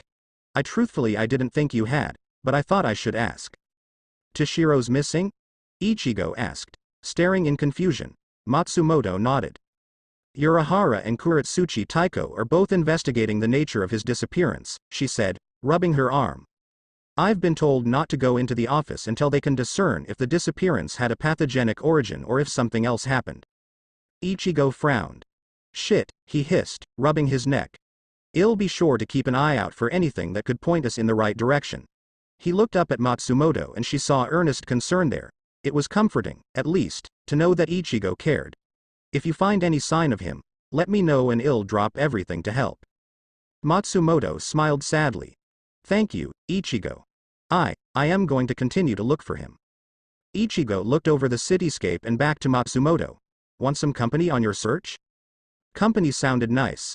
And as it turned out, company was just what she needed, even if the search was fruitless. 1 week passed by. 7 long, stressful, agonizing days with no sign of Hitsugaya's whereabouts. Time seemed to stretch on even more than the past 5 years had done, and Matsumoto worked tirelessly to help the search effort and keep her own division calm. Many of the division members were worried about the possibility of Hitsugaya having deserted his post again, much like he had once before when he had gone after Kusaka. But this was different, and deep down they knew that it was different. Hitsugaya's disappearance was an enigma. The whole of Seireiti was on high alert. And then another emergency meeting was called. The fact that the attendance of both captains and vice-captains was required was enough to stir the rumor mill and raise unease among the attendees of the meeting. Rukia spared a look to both Renji and Matsumoto, feeling a twist of sympathy for Matsumoto who, like herself now, stood alone with no captain to back. The most recent patrol on search for Hitsugaya Taiko returned from the living world, Kira said quietly, sparing his captain a brief glance as he addressed Matsumoto and Hinamori. Nothing was found. Hinamori twiddled her fingers together nervously, her expression clearly grieved and worried. This isn't like him at all. What if? Don't you go worrying yourself, Hinamori, Shinji said, waving a hand dismissively. We've probably got news from Kazuki. TCH, Mayuri snipped, looking quite disgruntled as both he and Urahara entered the hall. Discounting me, are you? How ungrateful. There's no need to put up such a fuss, Kuretsuchi, Urahara said with a lazy smile, fluttering his fan as the two of them came to a stop at the end of the line, standing before the congregation. Kyoraku's expression was oddly serious, something that dampened the mood. But, he snapped his fan shut. We do indeed come with some interesting results to our investigation. Yes, Mayuri cut in, looking behind him. Namori Hachigo. Yes, Mayuri-sama. Namori entered the room proper, looking quite out of place with her small stature. Mayuri sighed, rubbing at his temple. Bring in the projection. And do keep your voice down. My apologies, Mayuri-sama. She placed down a small cube onto the ground, and the cube opened up, revealing a circular holographic projector which displayed a dim node. And? Zaraki asked, raising a brow with a rather unimpressed glare.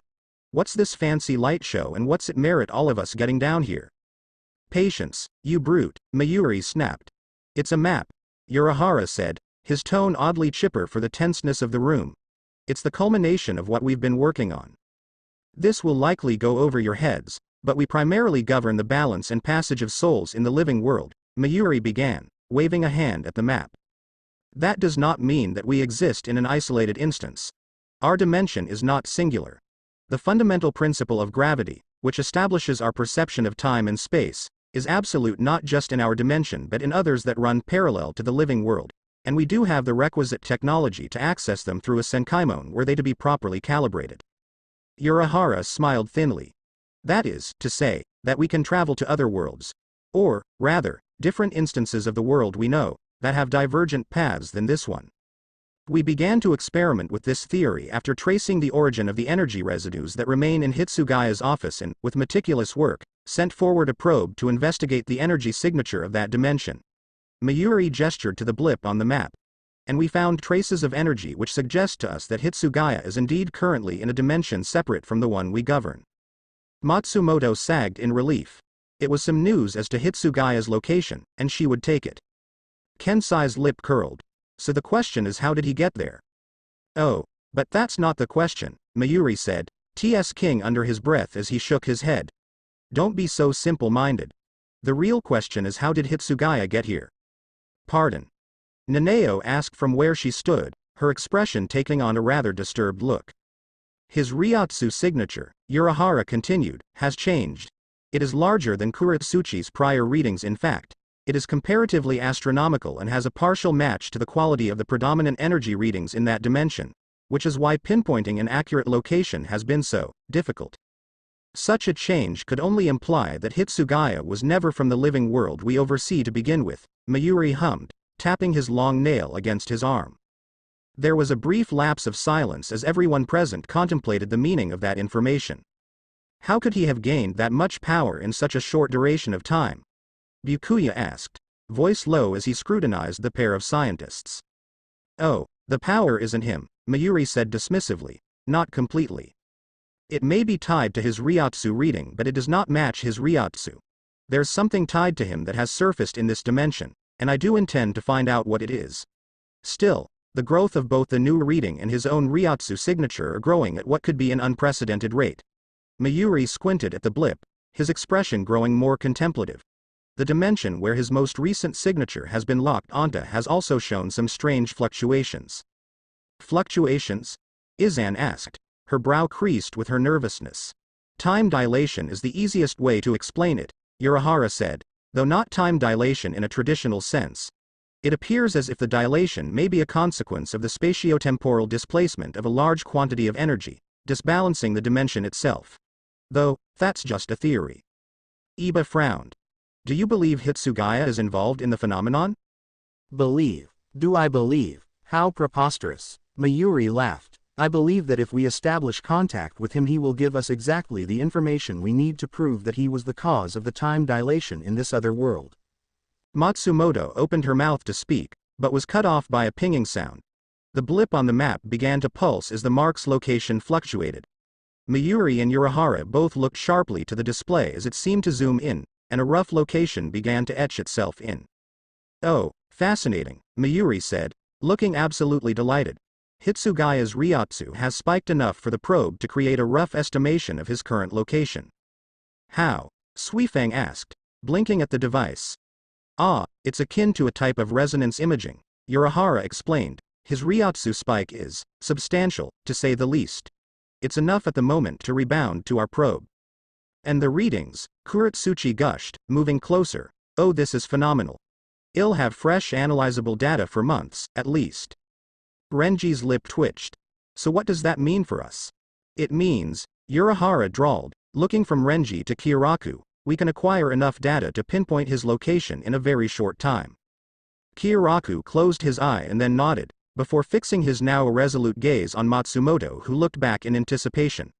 Matsumoto. Hitsugaya is your captain and you're the last one who saw him, so this is your mission. Locate Hitsugaya and establish a point of contact with us. Choose your team and move out. Matsumoto nodded, her expression growing serious. Yes, sir. Hitsugaya was alive, and she was going to find him and bring him home, even if it killed her. Hollow. Sakura felt the foul, malignant energy in the air before she ever saw what was causing it. The pressure seemed to be increasing by the second, and Hitsugaya cursed, looking down at himself. Pajamas? Really? Why did they even bother changing him? Why didn't he take the chance to change into his Shiakusho? For the first time he missed having a Gigai that he could just leave as the situation called for it and be in proper Shinigami attire. Pajamas were no real outfit to fight in, but he had little choice or little time to react. Hitsugaya moved quickly, swinging Hiranmaru up from where it had been laid on the dresser and slipped the strap on over his shoulder. He threw open the window and jumped out, ignoring Sakura shouting after to wait up. With quick movements he arrived on the rooftop only to find, to his dismay, that the rest of his old friends were there as well, looking up to the horrific sight above them. What? Tenten stammered out, her eyes wide, what are those?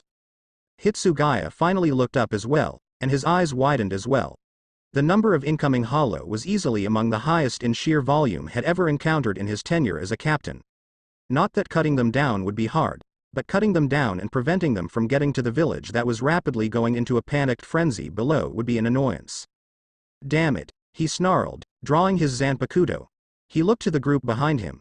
You don't know how to fight hollows. This is what I've trained for. Go down into the village, tell every shinobi you see to stay out of my way, and evacuate the civilians. You're not going to fight all those things by yourself. Ino gasped out, incredulous. Hitsugaya bared his teeth. I fought pain on my own and I won. Just do it.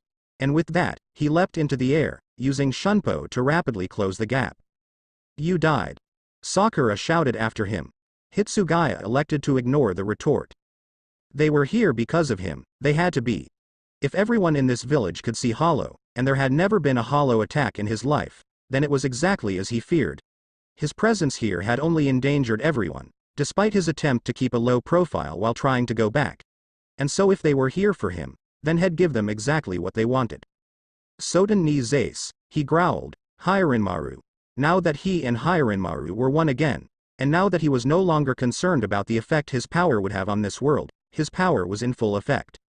The sky above grew dark as clouds gathered as far as the eye could see, and thunder split harshly through the sky, illuminating the darkness.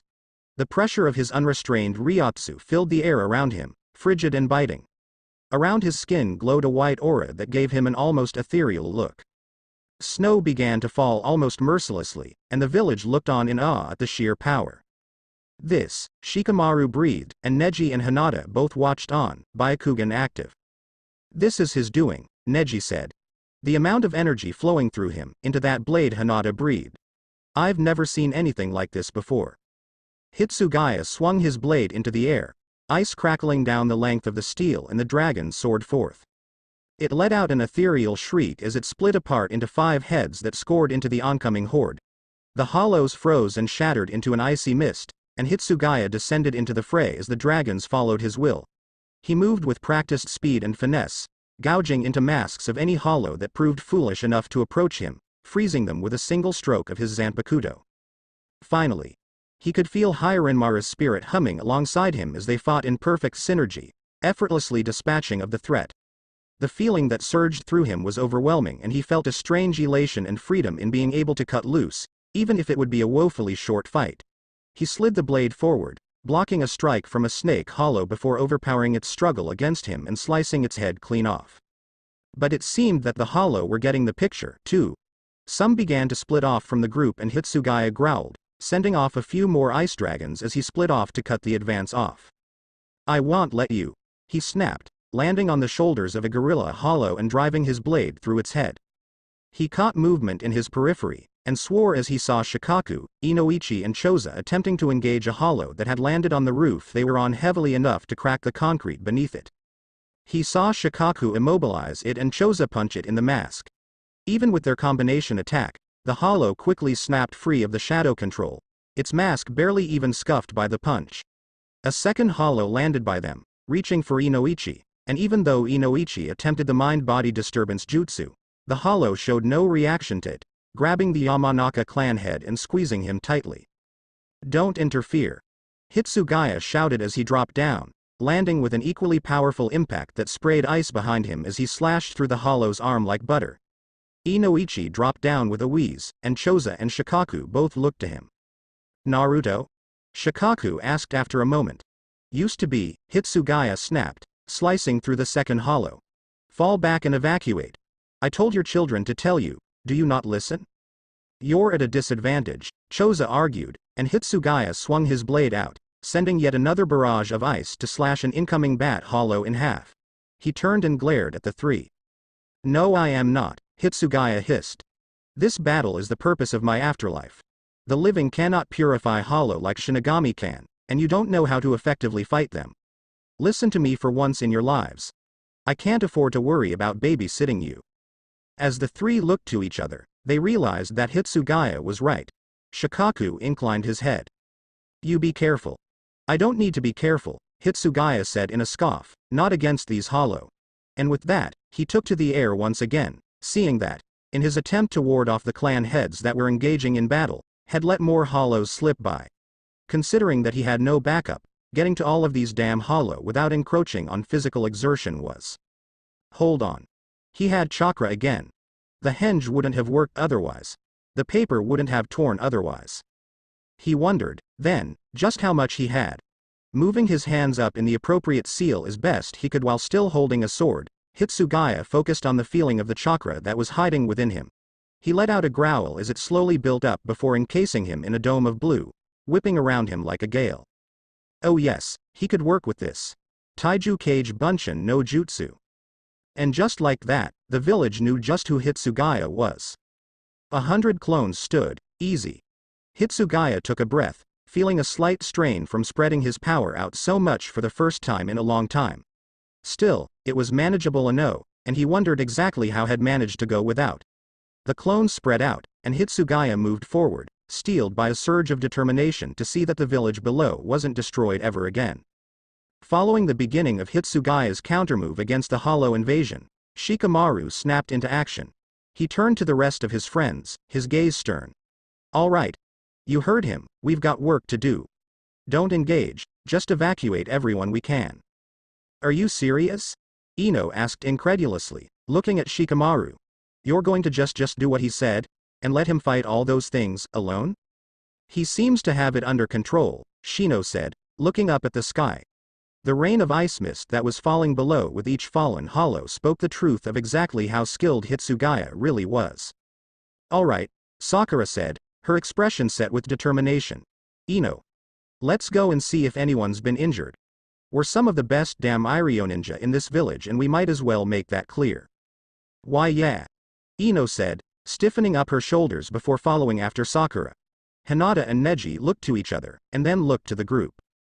Well, keep watch over evacuating civilians, Neji began, and Hinata was glad that she and Neji both had the same idea. And well, divert people as needed, Hinata ended. Go, Shikamaru said, and the two went off, quickly diving into the chaos of panicking civilians and helping divert people effectively to escape the encroaching hollows. Lee, Tenten, Shino, Sai and Kiba quickly went after them to help with the effort, and Choji looked to Shikamaru. What are you going to do? Shikamaru leveled a firm gaze to Choji. Everything I can to make sure the future of Konoha is protected. And Choji nodded. So will I. So the two descended into the madness below with a mission, spotting stragglers and helping them to get moving. The people were mostly frantic, though some recognized the power that Hitsugaya commanded and were hopeful of Naruto's return. Some even seemed outright close to reverence with how they kept stopping amidst the frenzy to watch the battle being waged above. Shikamaru had to admit that he did spare more than a few glances above, watching the almost effortless way that Hitsugaya moved, and the way that the ice followed every move and heeded his every command. Honestly, he had had his reservations about obeying Hitsugaya's demand to be left to fight alone considering the end that he had originally faced, but it was clear that his battle prowess had only sharpened in death. He heard a scream. A woman. The sound snapped him from his reverie, and he looked around before he spotted a smashed-in building. Shikamaru cursed and moved forward, hoping to whatever higher power there was that had get there before anything happened. Choji was hot on his tail. A young woman was holding a crying child and cowering as a giant six-armed beast grabbed some debris and chucked it away, working its way into the ruined building while reaching out to grab her. Shikamaru immediately flipped through the seals to activate his shadow imitation jutsu, thankful that he grabbed it just before it managed to grab her. Immediately, he realized why Hitsugaya told them not to fight the hollows. He was straining just to hold it in place for long enough, and its brute strength was making the act of holding it still unsustainable. Run! Shikamaru yelled. Choji, get them out and go. Choji nodded and, with a partial expansion jutsu, he reached an enlarged hand to grab the girl and the child and beat a quick escape. It was only once Choji was gone that Shikamaru began to think about how he'd get out of this. He had to time everything carefully. Gritting his teeth, he reached into his pocket and grabbed a kunai and an explosive tag. Wrapping the tag, he dropped his jutsu and, as the beast whirled around to charge at him, he threw the kunai, detonating the tag as soon as it stuck into the mask. In the smoke cover of the explosion, Shikamaru jumped from the building, landing with a roll onto the next building. He panted, feeling as though had just escaped by the skin of his teeth. And he sure had. He lurched back, his eyes going wide as the hollow landed right behind him, and he froze in place. Its mask was cracking away and there was a face. Shikamaru felt sick. What were these things? His thought immediately went out the window as a fist wrapped around his torso. The hollow's mouth stretched open as it hauled him into the air, and his eyes widened as three more landed around it, reaching hands to try and grab at him. He tried to wiggle his fingers to pull out the explosive tags that were in his satchel, but everything was moving too fast. Then, he heard it Getsuga Tensho, and saw a white slash of energy carve through the group of hollow that had almost gotten to him, narrowly missing him. Shikamaru fell onto his back when the hollow holding him disintegrated, gulping as he took a few moments to calm himself down. He took a deep breath and looked to the sky, seeing a tall figure with orange hair, dressed in the very same garbs that Hitsugaya favored. Who the hell was that? Somehow, there was no damn end to these things. Every time Hitsugaya cleared one batch, another Garganta would open and another batch would take its place. It was starting to get downright annoying as hell, especially since his cage bunshions were shaky at best due to only recently having regained his chakra. Still, he was keeping the situation under control. Through some of his clone's memories, he realized he had completely blown his cover of obscurity and was now recognized for who had been, which was not ideal to say the least. Still, he had other things to focus on right now, and that was securing the village. Oi, Toshiro. That better be the real you and not these weird clone things. Hitsugaya twitched. It's Hitsugaya Taiko, he snapped instinctively, only to pause for a moment as the battle fervor eased enough for him to realize exactly what had happened. Another 3 clones poofed away and he was hit with the memories of Ichigo's Getsuga Tensho that had cut down a fresh wave of hollows that he was too distracted with his own fight to circumvent. Kurosaki. How I've been trying to reach Soul Society for a week, right? Ichigo pulled out a small badge from his Shiakusho and sending a pulse of Riryoku into it. We've been looking for you, too. What the hell happened? You had everyone worried. Ichigo looked Hitsugaya over proper, then, and couldn't help the small snicker that slipped out. Why? Why are you wearing pajamas? Hitsugaya raised both eyebrows. I am touched, truly, by your concern, he deadpanned, but that is irrelevant. If you say anything about the pajamas, I will end you. He frowned, then. Though I find it hard to believe that it's just you that came to find me. Well, yeah, of course it's not just me, Ichigo said, disappearing with a shunpo and reappearing to cleave a hollow in half. I am just the test. Test? Hitsugaya asked, squinting. Ichigo looked at him as though he was crazy. Do you even know where you are, Toshiro? Hitsugaya scowled, slicing into another hollow. Hitsugaya Taiko. And yes, I do, actually. What I don't realize is why I couldn't get back. It was nice, actually, to have company that didn't look at him and see someone he no longer was. Had never tell Ichigo that, of course. The Senkaimons didn't have this dimension keyed in, or something. Ichigo paused in his explanation as he stabbed one hollow and immediately swung his blade through it to Getsuga Tensho another. Getaboshi's explanation didn't really make too much sense to me and that creepy Kuratsuchi guy didn't help at all. You know? It's been 7 years or something, and I still don't like him. Hitsugaya sent out another ice dragon, landing on his feet neatly next to Ichigo as he took another appraisal of the battlefield. That did make him feel slightly better about his inability to properly connect with the afterlife. Anyways, Ichigo continued, lurching back as he caught an attempted attack against the blade. We needed to see that the Senkaimon was set up right, but we also didn't want to send someone through that wouldn't be prepared to handle themselves. So you volunteered like the impulsive idiot you have an unfortunate tendency to be, Hitsugaya finished, a slight twist of amusement rising to his lip. Ichigo's brow and lip both twitched in agitation, an annoyed grin on his face. Oi, he slashed a trio of hollow through. I just know that I am more than strong enough to handle myself. Matsumoto's heading our mission to get you back. Oh, good. Exactly what I needed. Matsumoto coming here and meeting Lady Hokage. He shuddered. That was, actually, something he had been hoping to never have happen. Clearly, something was conspiring against him. Lady Hokage, Ichigo asked. Hitsugaya shook his head. I'll explain later. Look alive, Kurosaki, more are coming. Unfortunately for him, there was another interested party that took the distraction as an opportunity. Hitsugaya let out a choked sound as the Kyuubi's chakra surged forward, and he lost his footing, falling down and landing with a thud on the roof below them, displacing some tiles as he slid down to the next roof below.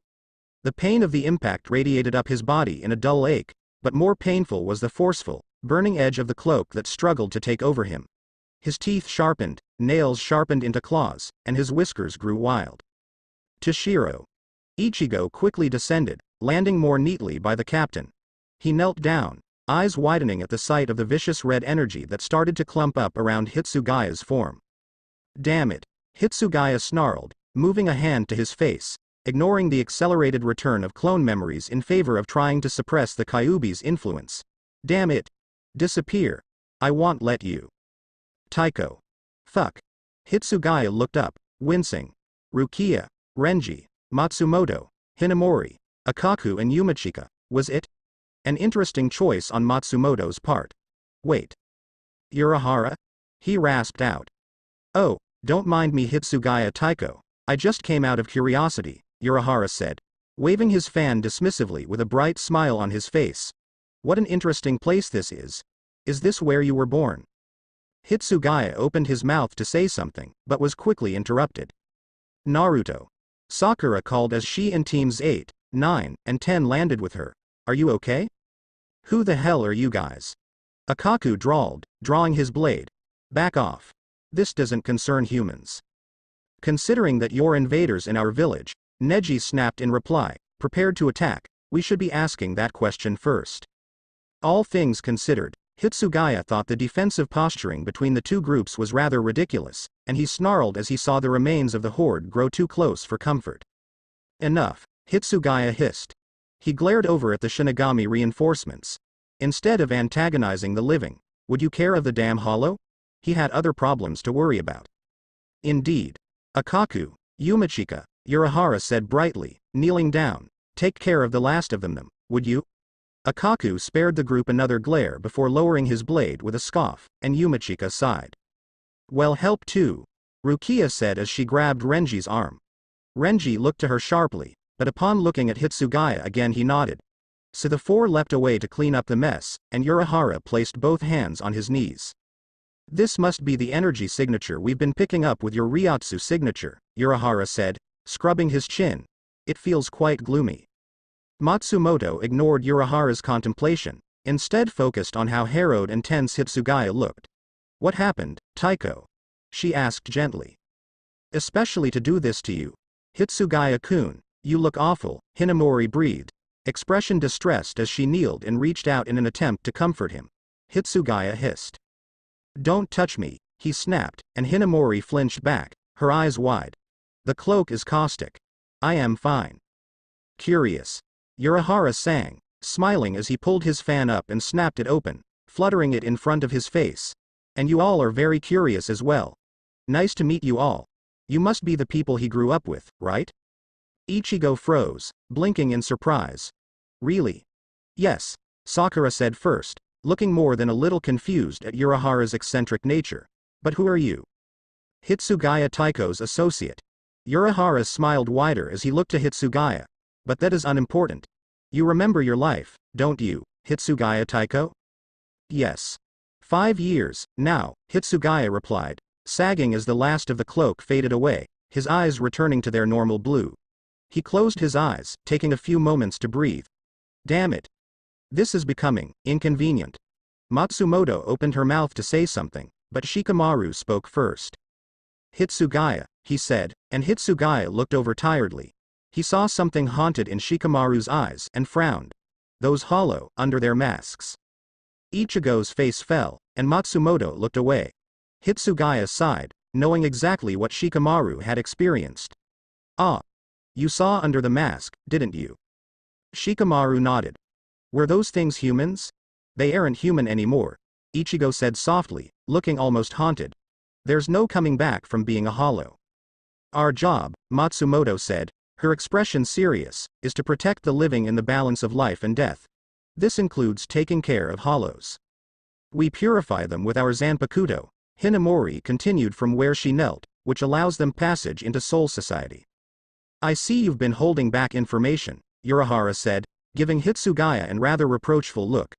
Considering that I suspect you're going to be sticking around, you should really be forthwith with what you know, Hitsugaya Taiko. What? Matsumoto asked, sharply, looking straight to Hitsugaya. Hitsugaya could only sigh, hanging his head. I will explain my reasons, but Urahara is correct. Until I resolve my business here, I will be staying. You're staying? Lee asked, his expression hopeful. Hitsugaya looked over to them with a huff as he climbed to his feet, dusting his pajamas off. Until I can effectively prevent any more attempts of Edo Tensei to bring me back here? Yes, I will be staying. Lee's eyes shone so brightly that Hitsugaya was leery about what was going to happen next. He managed to sidestep the first attempt at a hug, but Lee was not deterred and managed to grab him on the second try. Oi! Naruto-kun. We have you back, and you are staying. We all have so many things to catch up on. Ah, I don't mean to be rude and cut things short here, Urahara chirped, catching Lee's attention. Hitsugaya took the opportunity to pull himself away, dusting himself off with a grumble. But we do need to establish a point of contact with Seirei as per our orders. He looked to Hitsugaya, smiling as he fluttered his fan. Do you happen to have a place in mind for where we can do this? Hitsugaya groaned. His apartment was going to be cramped as hell. So what do you intend to do? Hitsugaya pinched the bridge of his nose with a deep sigh before lowering his hand, looking to Shikamaru with a deep frown. My priority at this moment is to debrief my subordinates and Urahara. Addressing the issue at hand, and he spared a glance above, where the four were cleaning up shop, is secondary. I will delegate the handling of the initial fallout to you. Inform those who are in the need-to-know basis that I will address them at a later time. Shikamaru pursed his lips before nodding. Understood. He looked back to his fellow shinobi, brow furrowing. Well, take care of any straggling civilians in the aftermath until that time. Good. Hitsugaya gave a firm nod. With that dismissal, for that was clearly what it was, the shinobi reluctantly dispersed. That taken care of and with no further interruptions seemingly to be had, he turned back to the group of Shinigami. Are you all the forces that were deployed? Kira and Hisagi were dispatched to secure the perimeter and then to establish the communication relay were there to be complications that prevented your return, which we assumed there likely would be. Urahara waved his fan towards Hitsugaya with a vague smile. After that, the quantity of deployed forces was to be evaluated by the one who knows this place best. By me, you mean? Urahara gave him another bright smile. Exactly. As I had mentioned earlier, I only intended to visit and take a peek of my own curiosity, you see. He fluttered the fan once again. Kuretsuchi is very interested in this place himself. I would give you a warning, but I believe you're already aware. Hitsugaya's brow twitched. Yes. I am aware. Urahara clapped his hands together. Fantastic. Well, with that all established, I believe you already know where you want us to touch base. Without wasting any further time, Hitsugaya disappeared with a shunpo. Expectant of this, the rest followed, though Ichigo didn't hesitate to voice a complaint before he did so. From a distance, Kakashi kept watch, before letting out a deep sigh and moving on. Arriving at Hitsugaya's old apartment from their initial entry point was thankfully trivial. When they entered through the front door, Ichigo's eyebrows rose. The room was already feeling cramped with the group of them, and there was only one chair at the table. This place is small, he said, sitting on one of the counters in the tiny kitchen. Renji scoffed quietly, lip curling a bit as he leaned up against a wall, arms folded tightly to his chest. And run down to hell, too. Yumachika looked disdainful as he sniffed indignantly. Surely we're not staying here, are we, Hitsugaya Taiko? Thank you for your kind comments, Kurosaki, Abarai. And yes, Ayasagawa, we are staying here unless you have a better idea. This was my apartment when I was alive and has been returned to my possession since my return, Hitsugaya said, dryly. The Shinigami stared, clearly at a loss as they processed his words. Hitsugaya didn't seem bothered as he moved over to the fridge. After acquiring several ingredients from his refresh stores, he went back to the stove, pulling out a pan from a cabinet. He began to cook, quiet. The sound of chopping echoed in the cramped quarters. You lived here? Rukia asked softly, her eyes widening as she stared after the captain's back. Hitsugaya didn't bother to look up, putting the ingredients he'd prepared into the pan. In life, I was born here. I was an orphan. I truly did not want to extend my stay here, but with this most recent incident, it is clear that I have disrupted the environment in my limiter-lacking state. To leave now without addressing that issue would be nothing short of negligence of my duties as a captain. His lip curled as he took a diversion to pull out a rice cooker, setting it up to cook. I have also learned of the means by which I was displaced from the Seirei, and the risk of it being repeated should I elect to return is too great to take that chance. Oh ho? Urahara asked, fluttering his fan over his mouth. I will discuss it at length during the debrief, Hitsugaya said. I do not intend to repeat myself. Ichigo pushed himself off the counter before going over to the window, popping his head out to look at the village around them. So this is where you lived? This village? He asked. With a twitch of the brow, Hitsugaya lowered the heat, folding his arms as he turned back to the group that loitered around his home from life. Different from the living world. I am aware, Kurosaki. His eyes immediately shot over to the space that was now occupied by Hisagi and Kira. Report. Hitsugaya Taiko. Kira lowered his head. We observed minor hollow activity in the outskirts. They have been taken care of. Hisagi continued sternly. They weren't even Maino's class. That was something, at least. At the least it was easily taken care of. Hitsugaya closed his eyes before nodding once. Good. There was an instance, Kira continued with a frown, where some humans were attempting to intervene. I did not expect them to be capable of even seeing hollow, let alone utilizing combat the way they did. Such powers are almost similar to our own. Urahara smiled. It's likely a result of the atmosphere of this world in the way the people are born, compared to that of the living world we know so well. His eyes narrowed slightly. Isn't that so, Hitsugaya? With a curt nod, Hitsugaya turned back to the stove, finishing the meal. Indeed. Humans here are born with the ability to manipulate living energy. Chakra. Some have more than others, and their combat capability is proportional to the amount. He turned to look at Hisagi and Kira. You were to establish the relay? Hisagi and Kira both nodded. We were, Hitsugaya Taiko, Hisagi said. The rice cooker beeped. With a sigh, Hitsugaya pulled the food off the stove. Eat first. Take care of that afterwards. Setting it down, getting out the rice and transferring it to a bowl, and then grabbing more bowls and chopsticks out, the captain then turned back to the stove, putting the kettle in place. Noting this as she moved forward, Matsumoto tilted her head to the side. Taiko? He looked over briefly, meeting her eyes with a single raised eyebrow. Aren't you eating? The simple answer was Hitsugaya pulling out a cup ramen from a cupboard and setting it down on the counter. Mystified by the choice, they could only watch as he boiled the water before adding it to the cup. In any case, the simple enough answer as to why I did not return was that I was rendered incapable of doing so. Those words weren't expected. Renji rose his head from the bowl. Incapable? Riryoku and chakra do not mix without consequences. Hitsugaya offered little else in the way of explanation. Those people, Shikamaru took pause. The chaos from earlier had now mostly been resolved, people evacuated to appropriate areas and relief in progress. There was cleanup of the devastated portions of the city underway, and everything was mostly falling into a lull. So he turned to see Ino, fiddling with the edge of her shirt. She looked back up to him. They wore the same clothes as him. She frowned. So, they were all dead too, weren't they? Tenten frowned. The one with the fan didn't have the same clothes as them. Yes, Shino said quietly, but he did know Hitsugaya. So the likelihood is he was probably dead too, Neji concluded, closing his eyes. Kiba folded his arms, brow furrowed. So we're really going to forget about the fact that he's Naruto? Eyes fell on him. You know what I mean. We're just going to call him Hitsugaya, as if he wasn't the same person we've known all our lives. Going to let him be buried in this stoic Sasuke-like person he's become? We're doing that? Akamaru whined slightly, pawing at his nose as he laid down flat on the ground. Choji looked to Kiba, pulling out the bag of chips. That's not it. It's as he said, Hinata said softly, as Kiba turned to face her, it's commanding respect and giving respect in return. We should respect his choices. In that moment, I forgot to respect his choices. I was simply taken by the fact that he was going to continue staying. Lee threw his arm over his face, his other fist clenched tightly in the air as tears streamed down his face. I must apologize to him the next time I see him. Well, Shikamaru said quietly, you're apparently getting that chance. What I don't yet understand is why Thatsa suddenly changed. Sakura turned to Shikamaru, now.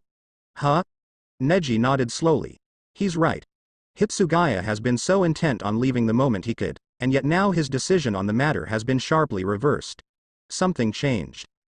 Shikamaru paused. How troublesome. He already told us part of the reason why. He's changed the atmosphere. He rubbed at his temples with a sigh. With how he has asserted that it is part of his duty to protect the balance between the living and the dead, these, Hollow, are probably involved in this balance. Since they've never shown up before now, it means. He looked to Neji, whose eyes also widened in realization that he has business to complete here. Exactly. Hitsugaya watched as the other Shinigami took care of cleaning up after themselves. Urahara adjusted his sleeves, looking around the room appraising Ly. I assume you have a larger room in this apartment? He asked lightly. Yes, Hitsugaya said. Likely the only place it will fit. He turned without further comment towards the bedroom door, leading the way for the rest of the group. Yumachika's nose wrinkled as he got a look at the rest of the place, arms folded. Ah, Hitsugaya Taiko, this place needs some serious touch-ups. To that, the captain let out a scoff. I do not plan to stay long enough for a touch-up of this place to matter. The sooner these issues are resolved, the better. It is a temporary lodging and nothing more. He held out a hand to one of the walls. Move the chest of drawers to clear enough room to set it up. Understood, Kira and Hisagi both said, moving forward to get it done. Hinamori, who had been silently contemplating this time, clasped her hands together tighter as she took everything in. Her eyes moved to the frames that sat face down, until she found the single frame that still stood. She let out a soft breath, feeling a weight grow in her chest. She recognized those eyes. Hitsugaya-kun? She asked, softly. Hitsugaya paused and looked over, seeing where her gaze went. His eyes went cold, and he went over to the photo, taking it into his hands for a moment. She caught a glimpse of his reflection in the glass. A hint of pain tinged his expression, but no one else could see it for he had his back to them. Was that? Matsumoto turned to the two of them, trying to get a glimpse of the photo, but Hitsugaya did not give her the chance. A memory, he said, placing the photo down, laid flat, of a person who died. That's all. Your memory, Hitsugaya-kun. Just because you're here now after so long, doesn't make it any less you, she argued, fists clenching at her sits. Hinamori, he said, his inflection painfully monotone. He turned to look at her, his gaze as hollow as his voice. I will not discuss it further. I am not going to go on a monologue about every intricacy of the past I have in this place. It is the past. Hold on, Ichigo said, moving forward to grab the frame. Hitsugaya, who hadn't been anticipating the move and frankly should have, tried to move the frame away before he could manage it and swore when he failed that, looking sincerely annoyed. Ichigo looked the frame over and blinked. Huh. You were blonde? Hitsugaya's brow twitched as he closed his eyes. My Riryoku seemed to influence how I presented upon death. Perhaps that was part of the reason why the Shinigami of this world sent me to Soul Society, instead of where I should have rightfully gone. And you still have those. Ichigo trailed off before looking back at Hitsugaya. Why do you have those marks on your face? Hitsugaya moved a hand to his cheeks, brow furrowing. Renji grimaced as he rubbed at his neck. I kinda wanted to ask the same question, but I didn't want to be fucking rude about it, Ichigo. Oi. It's a valid question, Renji. Ichigo barked back, brow twitching. Hands now moving to his temples as he rubbed at them, as if it would take away the sheer amount of stress he was under in that moment. Hitsugaya groaned. As much as I am influencing the environment is influencing me. I would have much rather avoided this altogether, but it can't be helped. He shook his head. Still, I would rather not discuss this until a point where I do not have to explain myself twice.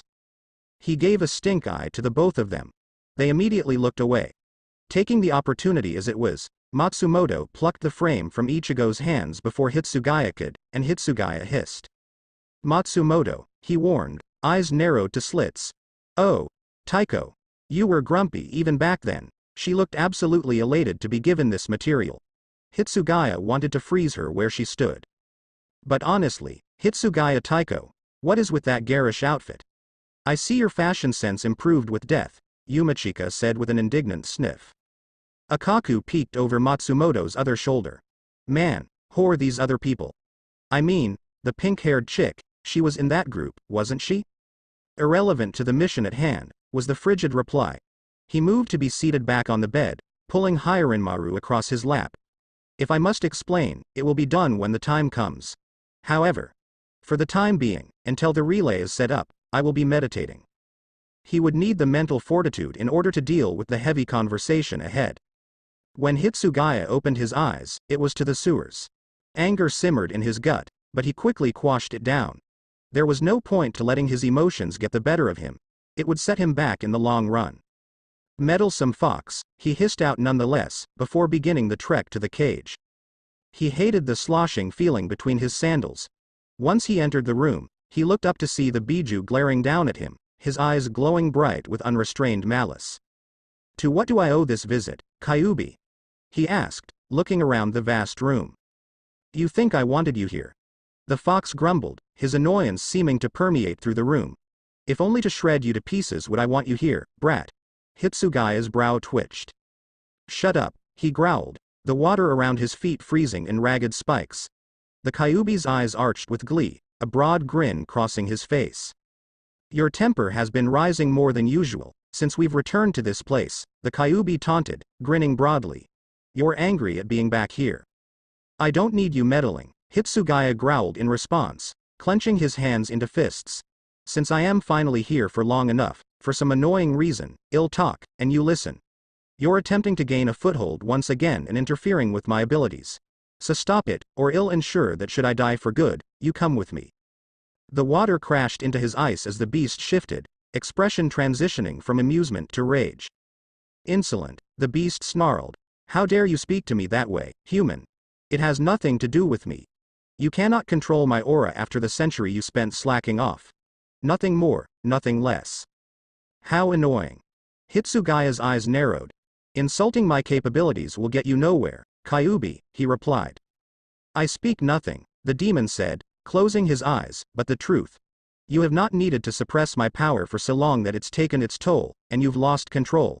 Now that you're back here, where my chakra is naturally stronger, you can't suppress it anymore. Echoes. Wait. Echoes? Hitsugaya turned his head, looking around. He could hear a vague voice echoing in his ears as he tensed, looking for the source. The room bubbled to life with the Kyubi's chakra, the water around him going bright red and bubbling hot, melting the ice had formed. He let out a yell as the water surged, enclosing him within it. See the proof for yourself. His eyes shot open in shock, and he stared into the concerned faces of all the Shinigami around him. Hitsugaya-kun, Hinamori gasped. Your eyes, not just the eyes. What is that energy? Rukia immediately cut in, bewildered. It happened before, but... Ignoring the burning of his muscles and the ache in his head, Hitsugaya looked down at his hands, seeing them clawed and red-tinged. He swore, grabbing his head. He exerted his own ryotsu, causing the room to grow colder. He shook his head, scrabbling at his hair with his claws. Go away. Damn it, he hissed, squeezing his eyes shut. Disappear. Disappear. The bubbling cloak slowly dissipated in chunks, fading into the air, and his dull red eyes faded to exhausted blue as he opened them once again. His whisker marks thinned, again, and he groaned, scrubbing his face. At that moment, Hisagi and Kira returned from the corner of the room, and Hitsugaya looked up, blearily, to see the screen in place. Hitsugaya Taiko, are you all right? Kira asked, softly. Do you need? No, he rasped, I need nothing. I need you all to stop crowding me. He wobbled a bit and stood, walking to the screen. Is it done? The answer came before anyone could properly answer as a representative to the 12th Division appeared on the screen. They immediately startled, clutching their files tightly. Oh, Hitsugaya Taiko, transfer me. The frigid tone had the representative startle worse, and they immediately did so. Upon seeing the rest of the captains in the screen, Hitsugaya took a knee in a bow. So Taichu. Kiyaraku smiled at him, even as the rest of the captains took the time to take him in. Ah, there you are, Hitsugaya Taiko. You're looking well rested, at least? Hitsugaya belatedly realized, at that very moment, that he was still in pajamas. I will never recover from this, Hitsugaya quietly despaired, wishing more than anything that any of these idiots had actually reminded him. At the time that Ichigo had pointed out that he was still in pajamas, there had been more pressing matters to attend to than focusing on changing clothes. He supposed, really, that he had brought this upon himself. So focused on the ideal way to explain everything that had occurred for the debriefing, he hadn't even realized his state of dress. He could almost feel Hiranmaru's amusement at his current predicament, and he was going to have words later. For now, he had to focus and deal with the repercussions. The teasing aside, good to see you well. Kiyaraku called, looking pleased. You've been missing for a spell, you know, it's put us all quite in a flurry here. Hitsugaya bowed his head lower. My apologies, Sotaichu. I had not intended to be gone for the duration of time that I've been gone. Explaining the circumstances will take a while, I am afraid. Well, you can explain just fine, Shinji said, smiling thinly. It's not like we're going anywhere. Especially since you're in a world we ain't ever interacted with. Hitsugaya sighed. To begin this debriefing, he began, it is pertinent to explain that this world is where I had been born when I was alive. Oh? So truly, you weren't from the living world we govern, Hitsugaya Taiko? Mayuri asked, looking quite intrigued. With a twitch of the brow, Hitsugaya growled under his breath, clenching his fists. I will not tolerate any attempts to experiment on me, Kuretsuchi, he replied in a gruff tone. Oh, you say that as if the zombification incident didn't occur, Mayuri said. Hitsugaya clenched his fists tighter yet, lip twitching. Control. Control. This shouldn't be so hard. Just breathe. That is not the current topic of discussion, Hitsugaya snapped irritably. Something far too gleeful to be comforting crossed over Mayuri's expression. Hitsugaya wasn't sure what it was, but he managed to stamp down the agitation that had reared its ugly head. However, I had in fact regained memories of life and have had them since I recovered from the zombification incident. I believe it was one of your experiments that caused that. Oh, how interesting. Are you sure I can't persuade you to allow me to do a comprehensive checkup on you? Enough. Kuretsuchi Taiko, Suifang snapped. You were drawing this out. Considering how it's affecting him, there's a lot more TTHE story we aren't going to get if you don't zip it, Shinji said thinly. Hitsugaya cursed. Was that damned fox seeping through?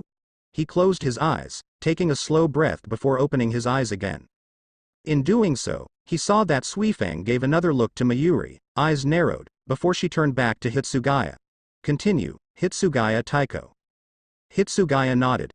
I did not have any intention to return, despite recovering the memories that by all rights and purposes should have been purified from me upon my death. Perhaps it was due to the nature of which I entered Soul Society that differs from the standard procedure, however that is conjecture. I have been informed that my being forcibly dragged back to this world was the work of a forbidden summoning technique, which confirmed my initial suspicions. It temporarily cut off my connection to Hirenmaru, but that has since been repaired. Chakra and Riryoku do not mix, and it was the source of this weakening. I had initially suspected that the summoning disrupted my ability to create a Senkaimon, but it has come to my attention that the lack of connection between this world and Soul Society may be the reason I could not return of my own volition. A contemplative silence fell over the gathered Shinigami. A technique to summon the dead sounds troubling, Hitsugaya Taiko, Iba said, looking troubled as he turned his head down for a moment in contemplation. Why would they attempt to summon a captain? How is that even possible? Izan asked softly, her brows furrowed with worry. Hitsugaya let out a long sigh. By using the energy they have available to them, and using parts of my corpse to anchor me to this plane. The reason for bringing me back lies in the fact that I am originally from this world. I am certain that I've been summoned back in an attempt to retrieve my tailed beast. In my world there is no concept of Soul Society. He could feel eyes on him and turned to see everyone looking at him, both on the feed and in person. Bewilderment and confusion. Unfortunate, but expected. Matsumoto in particular had a hand to her chest, brows pinched, something almost seeming to connect in her mind. He wasn't certain he wanted to know what connections Shed made. Tailed beast?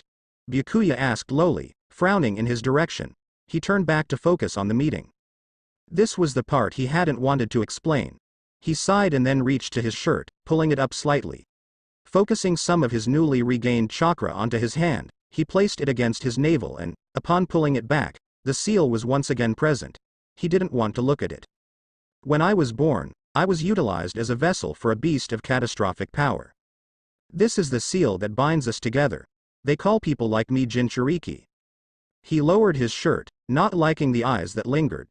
There is an organization that seeks to reclaim these beasts from their vessels. To what end, I never found out in my lifetime. My death was to the hands of the leader of this organization, as far as I am aware. Whether anything else has been gained in regards to insight on their motivations during my absence from this plane of existence, I would not be able to say. The silence was deafening. Then a broad grin crossed Mayuri's face.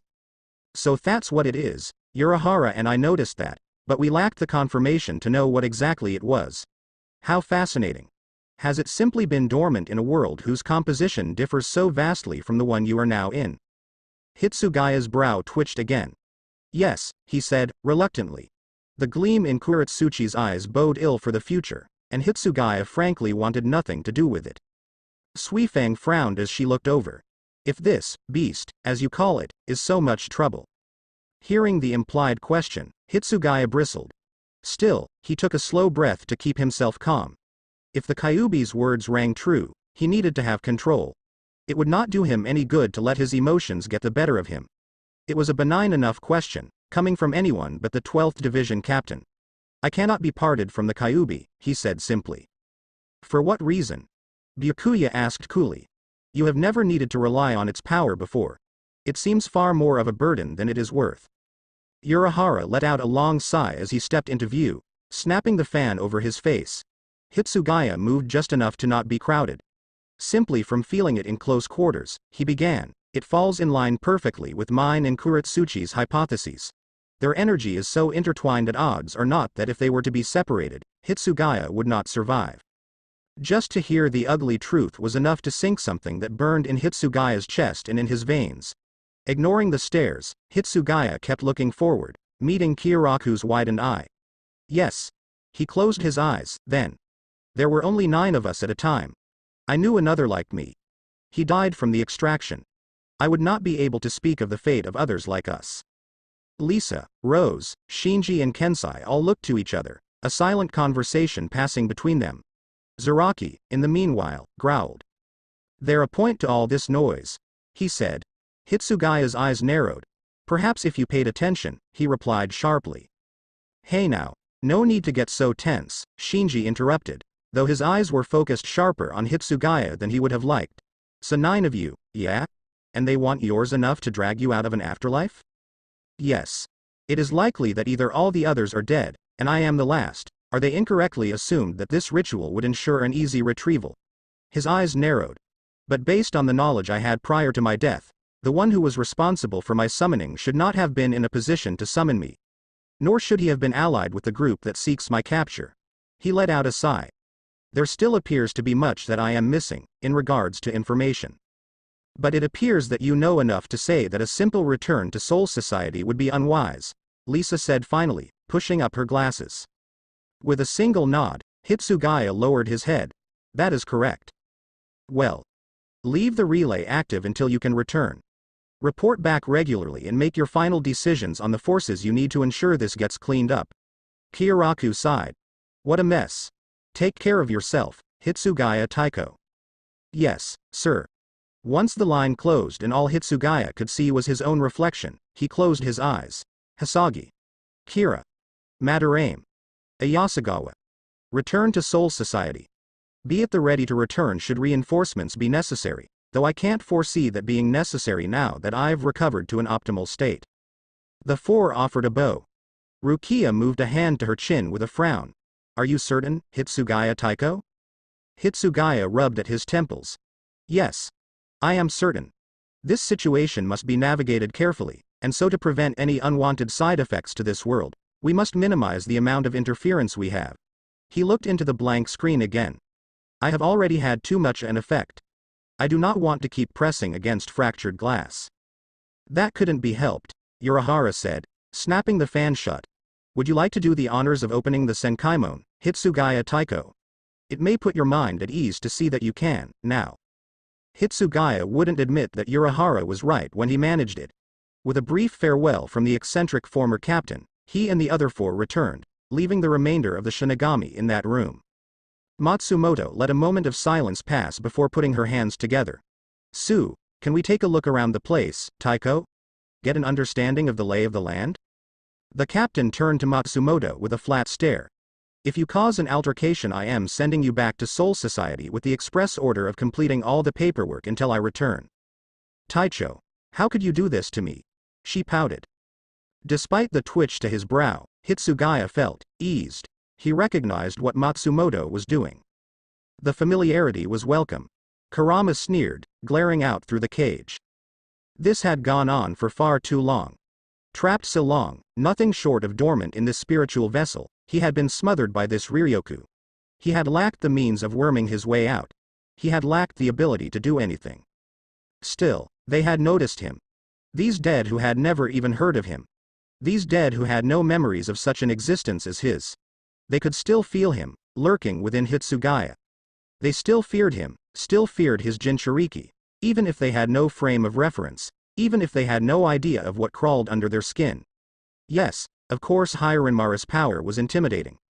Yes, of course Hitsugaya's frigid nature in death could put out even the most formidable person. But in the end, he knew far too well what it truly came down to. It was always the monster. Always the beast. Always the nature of a Jinchuriki to be feared. To be loathed. To be alone. So to come back now after so many unsuccessful opportunities to finally be free of this pest, to have the very fundamentals of his Jinchurikis being twisted by the hooks of the Edo Tensei that gripped into his Riryoku, rooting chakra into that which no longer possessed it, creating the spiral by which he could start feeding his power out again, bringing them back to a world where he had strength again, well, it was the opportunity he had been waiting for. But a being as old as he had patience enough to see this through. He would find a way to be free again, it was only a matter of patience. And then he would make every last human pay. This feels a bit like overkill. Hitsugaya's brow twitched. Yeah, because I am still here. Twitch. We all know that's bullshit, Renji. Twitch. You wanna fucking go, Ichigo. Twitch. Oh, would you both stop it? Rukia snapped, her brow twitching as she adjusted the extra cots they'd requisitioned from the Seirei for the nth time, looking rather annoyed at this dance being played out again. Her annoyance shone clear, leaving him as thankfully not the only annoyed one. Momo stepped out of the bedroom, having finally changed her own clothes as the rest of them had. The outfits were rather plain, as Hitsugaya had counseled them not to stand out too much. Hitsugaya, who sat at the kitchen table that was now pushed out of the way to make room for said cots, laid down his brush wisely before his agitation led to him snapping it. This was his favorite brush, after all. Kuchiki has the right of it. I understand that you question the choice I've made in terms of reinforcements, but I would err on the side of caution. Throwing away lives of my subordinates is not a preferable outcome, and you are more than capable of handling yourselves in a fight. There ain't anything happening, Hitsugaya Taiko, Renji grumbled. Then I suggest, the captain said slowly, eye twitching more, you either follow Matsumoto's lead and take to finding something to occupy yourself with, or you go and get your reports from the Seirei and get some work done. The pair cast glances to each other. They then glanced back to Hitsugaya. Hinamori and Rukia followed their gazes. After a few moments of silently bickering with Renji about who would ask, Ichigo let out a disgruntled sigh as he decided fuck this and ceased beating around the bush. Come to think of it, Toshiro. Hitsugaya, you haven't left this apartment all day. Hitsugaya let out an annoyed sigh through his teeth. He clenched his fists as he schooled his displeasure. I was not inclined to reveal the identity I had in life to this place. Unfortunately, necessity dictated I cast aside my personal reservations for the sake of the many. Well, you don't look like that kid in the photo, Renji said, trailing off. In this world, some people possess an amount of chakra, living energy. Different from humans who can manipulate Ryotsu in the living world we are used to. It may be the way the living world and soul society are connected that affects that. He shook his head, derailing that theory. In any case, varying techniques were developed by utilizing these techniques, allowing for a wide variety of combat and stealth-oriented skills. This has something to do with those clones, right? Renji, Rukia, and Hinamori all looked over to Ichigo with varying levels of confusion. Clones? Hinamori asked. Yes, Hitsugaya said. It is a technique called the Shadow Clone Jutsu. It is a forbidden technique. He stood from the kitchen table with a sigh, glancing to Hinamori in particular, who looked like she wanted to say something about the forbidden nature of the technique. All shinobi are capable of the creation of illusory clones. Clones that require a certain level of substance are more difficult. The Shadow Clone Jutsu in particular was made forbidden due to the ease of a user's death were they ill-equipped to handle it. Hitsugaya-kun. Don't tell me that, Hitsugaya let out a sigh. Hinamori.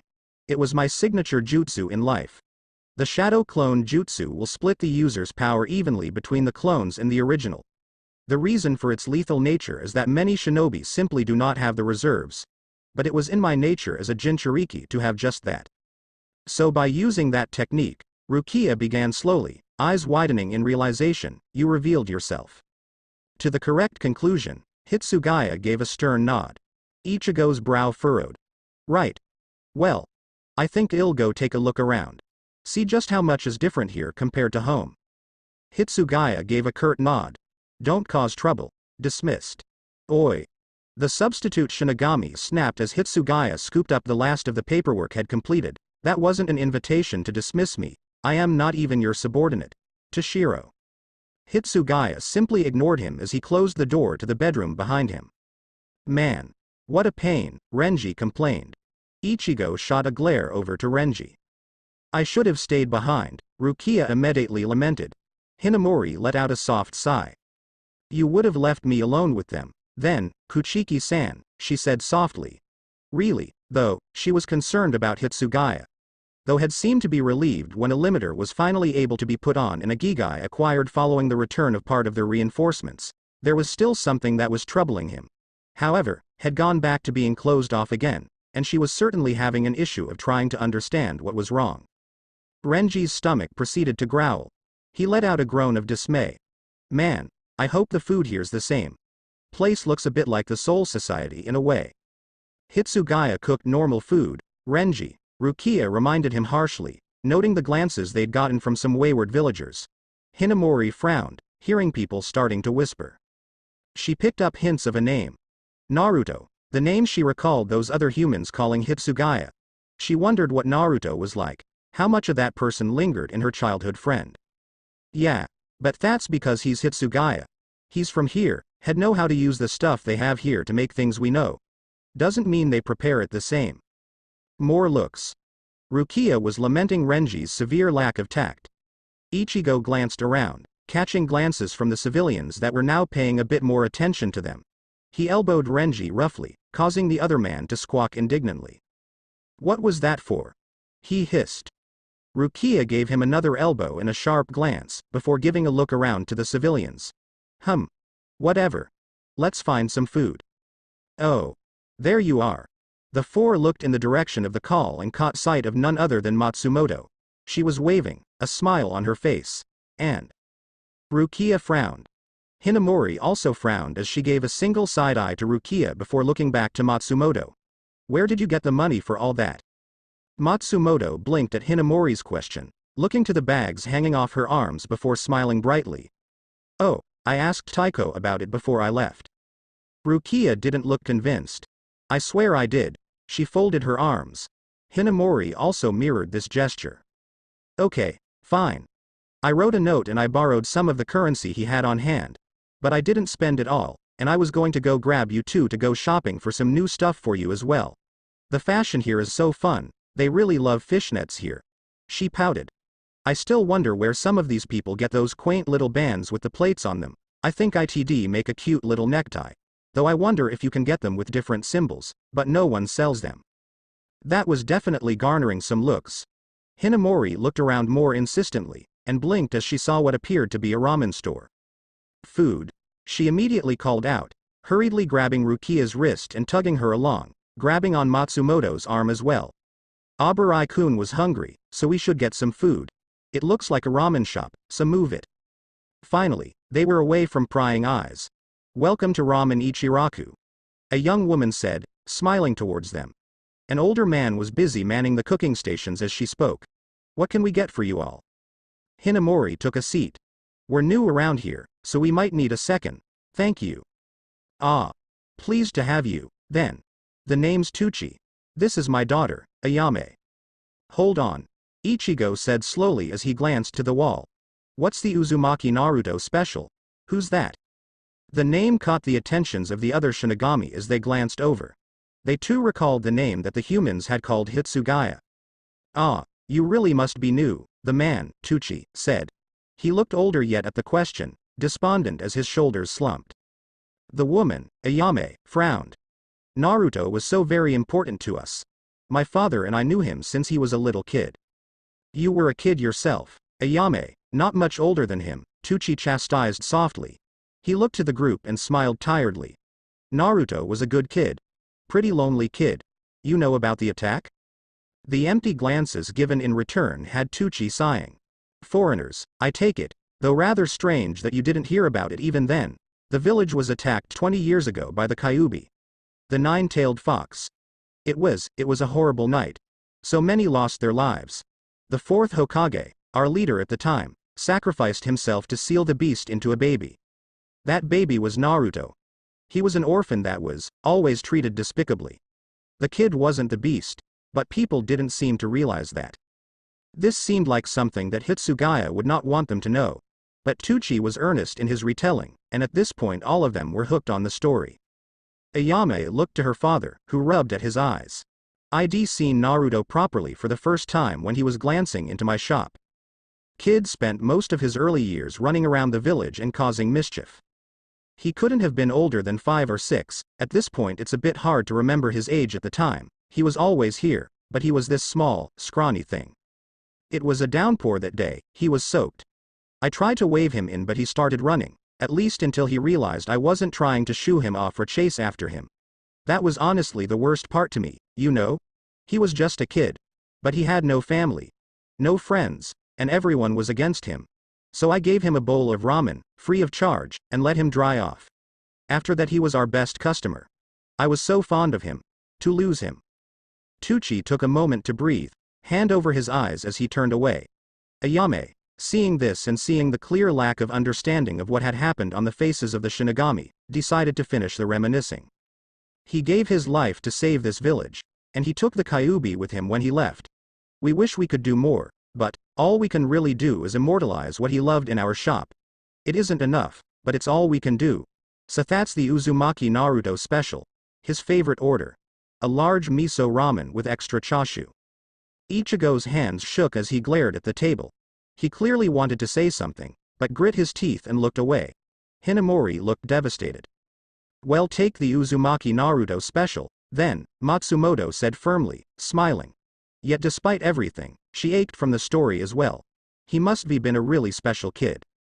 He was, Tucci said fondly. He was a mischievous kid, bit of an attention seeker at times, but he had this way about him, you hear it a lot around here. His greatest strength was always his empathy. Because despite suffering the worst of it, he cared. He cared so much. The will of fire burned strongly in him. Ayame smiled softly as she brought 5 large bowls to Tucci, who started plating out the fixings. She helped with the preparation, of course, and one by one, the large bowls were placed in front of each of them. Thank you for the food. And with that, they dug in. To Renji's delighted relief, the food was the same as food to be found in the human world, not to mention the ramen was delicious. He and Ichigo both chowed down in earnest, while the ladies ate a bit more reserved. Matsumoto was lost in though, her expression withdrawn as she slowly ate her bowl. If this Naruto and Hitsugaya were indeed the same person, it painted a poor picture of how people tended to approach him. She remembered the shopkeeper and how cold had been towards Hitsugaya in Junranen. She hadn't even realized that it could have been a long-standing attitude that Hitsugaya always had to deal with. Though clearly, it wasn't a one-off from the look Hinamori had on her face. She wondered if that had been the feeling she'd gotten off him that day. Not necessarily the spiritual pressure he gave off, though that was part of it, but the beast. Hinamori, likewise, was withdrawn as she ate her own ramen. Not to say it was bad, quite the opposite. It was delicious, and she could easily understand why Hitsugaya might have liked it in life. As an orphan who had nothing and no one in his corner, a hearty bowl like this would have been a godsend. She thought of Shiro-chan, young and grumpy and mischievous in his own way, pelting every passerby with watermelon seeds. She wondered, if had just a bit more time, if she hadn't gone to the academy so soon, if she had been a little more in his corner, would he have been more like the person they spoke of? Oi, Tucci-san. The man in question looked up, expression softening as a familiar figure to him stepped in. The group of 5 looked over, seeing a spiky brown-haired teenager with one of those headbands Matsumoto had mentioned wanting on his forehead. Konohamaru. I was surprised to see that you weren't in, yesterday. You usually come in after the memorial. I was trying to figure out what Naruto's old team was doing, they all went missing, and so did the Cage, too. Ayame looked over. How do you know this? Oh, I just heard people talking about it, Konohamaru said. Lady Tsunade was trying to keep the Cage's entourage from staking a search for him. Shizune was also trying to find Sakura and Ino, too. He looked over. Who are they? Foreigners, they said, Tucci said. I am humbled to have their patronage, so try not to bother them too much. Okay, Yeah, anyways, did you see earlier today? Naruto was here. He was protecting us. Ichigo choked on his ramen. As Rukia gave him a whack on the back, Ayame's expression grew stormy. That's not funny, she said sternly. Don't joke about that. I am serious. It's all everyone's talking about. When the evacuation notice was sent because of that attack, I was trying to help out, and then I saw a bunch of shadow clones of the same guy. The one who was killing those weird monsters. It was Naruto. We went to the cellar for that, Tucci said with a frown, but that sounds too good to be true. They're just rumors, Konohamaru, Ayame said, frustration on her face. He died. Yes. He did. Hitsugaya kept movement restricted to the rooftops, had stepped out of his Gigai to facilitate his current endeavor, leaving the mod soul to clean the apartment while he was gone. He was frustrated and annoyed, but kept himself focused on the task at hand to distract from it. It'd only give Kyuubi more leverage. That couldn't be afforded now that he had a limiter on, so he needed better emotional control.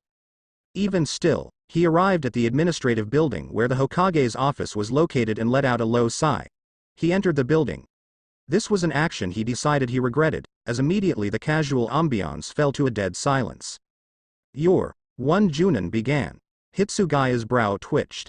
I seek an audience with Lady Hokage, he said sternly, keeping his shoulders squared up and back straight. Posture and power was important to convey his station, as his Haori didn't hold any significance to the present parties. The incident this morning needs to be discussed. Another Junin paused, and a frown grew on her face. He tensed as he watched the woman's posture shift, as though Shed discarded what rumors Shed heard and what Shed seen and instead perceived him as an imposter of sorts. Currently she's. Ah. Hitsugaya's eyes shot sharply to the new voice that interrupted. Shizune. The woman jumped. Lady Tsunade has been expecting you. I'll see you right to her. Hitsugaya offered a bow of his head as he instead followed her. He ignored the looks and the whispers, ignored the glances to Hiranmaru on his back. He ignored everything except the path forward. Shizune stayed silent as she held Taunton firmly to her chest. He did not seek to fill in the silence. Enter. Shizune opened the door. He's arrived, Lady Tsunade. And with that, she stepped aside, allowing Hitsugaya to enter in and close the door behind him. Lady Tsunade, Hitsugaya said, offering a curt bow. The woman stood at the desk, Kakashi to the side of the desk, and Yamato to the other. Hitsugaya, good to see you well. Hitsugaya's surprise only seeped through with a subtle widening of his eyes. Kakashi kept me informed. I see. I believe you were to thank for my initial stabilization upon my arrival back in this world. And Sakura, Tsunade cut in. But that is not relevant to the subject at hand. I believe that is about this morning. Hitsugaya nodded curtly. An incident that is directly a consequence of my being stranded in this world. A more detailed explanation, if you have it now, would be appreciated, Kakashi cut in. Hitsugaya sighed. The Shinigami of this world sent me to a different afterlife. There was an alteration of temporal relativity between our worlds, which following a debriefing from the scientific division was discovered to be the fault of my removal of the Kyuubi from this world. So time here has moved much slower than it has for me. In that world my chakra was converted to Riryoku. The change from life to death. With that change went my memories, until recently. I see, Tsunade said, hands folded before her mouth, expression stern. Due to the nature that I was summoned, this Edo Tensai, as the technique is called, I was pulled to this world without a limiter. The technique disrupted my energy, reducing my power drastically, and it even started changing its nature. But as time moved on and I recovered, my power was left unchecked. The attack this morning, as such, was a direct consequence of my presence. Those creatures, hollow they are called, they cannot be harmed in any meaningful way by the living. Purifying them and sending them to the cycle is part of my organization's duty. They are attracted to Riryoku, and I possess a large quantity of it as a high-ranking official. I apologize for putting the village in danger. He took a knee as he bowed this time. Rise. Hitsugaya did so. Tsunade looked him over and sighed. So, how do you propose we deal with this? Both the side effect of your presence drawing these hollow here, and the Edo Tensai incident. I have since made contact with my organization, and I have sufficient reinforcements to deal with any repeat incidents. We will stay a time to monitor the situation, evaluate the level of damage done by my presence, and if deemed minimal, we will return to the Soul Society without any further interference. It is not our place to get involved in the affairs of the living. He noticed the crease in her brow grow. As for the Edo Tensei incident, he let out a sigh. That, unfortunately, must be nipped in the bud before it can be repeated. Hiranmaru interrupted the attempt to bind me the first time it happened, but it still left me out of sorts. I do not wish for it to occur again, as it will only continue to detrimentally affect both your world and mine. Both Kakashi and Yamato had excellent poker faces, but so did he. I and my forces will further remain until users of this technique are eliminated. Any insight you can provide into the matter will be greatly appreciated. I will furthermore be seeking to destroy any further traces of my original vessel that could be used to make this technique even viable. His eyes narrowed. So what did you do with my body? He died. Yes, he did. The new voice cut in and immediately caught the attention of the Shinigami. Taiko. Matsumoto called, raising her hand. Come on, have some ramen. Hitsugaya's eyes narrowed. I'd much rather discuss why you took my money with a thank you note and then bought clothes with it. That's the note you left him? Renji hollered in alarm. Ah, Taiko, come on. You wouldn't want us to starve and not fit in, would you? Hitsugaya opened his mouth to argue, but was interrupted as Konohamaru stepped in front of him. If he was slightly annoyed at the fact that Konohamaru was now slightly taller than him, he didn't show it. Konohamaru, meanwhile, stared at him. Your face. Hitsugaya let out a frustrated sigh. I suppose it can't be helped. I left my apartment on business matters, but I know it's impossible to escape the recognition in this situation. Hello, Konohamaru. It's been a long time. Konohamaru choked, confusion and pain and relief all together. Naruto. I was, once, Hitsugaya replied simply. His eyes dragged over to Tucci and Ayame, gaze softening. Large miso ramen, extra chashu. I'll take 3. It's been a while, Tucci-san, Ayame-san. Tucci's expression shattered into anguish and joy. Naruto. Being hugged was not something that Hitsugaya had ever grown to appreciate. This had not changed even after his memories had returned. But it felt different when it came to Konohamaru. He let him, quiet as he stared over Konohamaru's shoulder at Tucci and Ayame, and heard only Konohamaru's sobs. You were dead. I don't understand, Ayame said softly. Hitsugaya sighed. What a situation. I am dead. There is no way to come back from death, and I did not. That you can see me right now is due to the density of ambient energy here. But I imagine, to you too, Tucci-san, Ayame-san, I do not look normal. The two looked him over and then slowly nodded. You're translucent, Tucci verbalized. Hitsugaya nodded. Because I am dead. The two looked to each other as Konohamaru's hands tightened on his haori. You didn't deserve to die, Konohamaru lamented. You didn't deserve it. You weren't supposed to leave. The sighing was just going to keep happening now, wasn't it? But they were living. They were human. He just had to have patience. I did not have a choice. But I've come to terms with my afterlife. Do not cry for that which is done. He slowly pulled himself away from Konohamaru, to see the 3 bowls set on the counter. I imagine you would like to get some food as well. Konohamaru looked to him, rubbing at his eyes. With you, Naruto. The sighing did not seem it would stop anytime soon and he felt tired. He gave a stern look over to the looks he was getting from the present Shinigami. He pointed directly at them. Not a word. At the questioning glance from the 3 living humans, he reluctantly decided to oblige them. They're my subordinates. I lost my memories. The name I use now is Hitsugaya Toshiro. I am not your subordinate, Ichigo said as he pointed his chopsticks at Hitsugaya. I am just helping, Toshiro. That's Hitsugaya Taiko to you. Yet despite everything, despite even the strange way the others kept looking at him, sitting back at Ramen Ichiraku and eating 3 hearty bowls while Konohamaru talked to him about his progress on his Rasengan training? It was strangely nice. With bowl number 3 polished off, Hitsugaya let out a satisfied sigh as he set it down on the counter. Nothing compares. How did you do that? Ichigo was the first to ask, mystified. Hitsugaya looked over to Ichigo, raising his eyebrow, expression flat. I used my mouth, he replied. Ichigo looked at him and then at the others. Hinamori shrugged.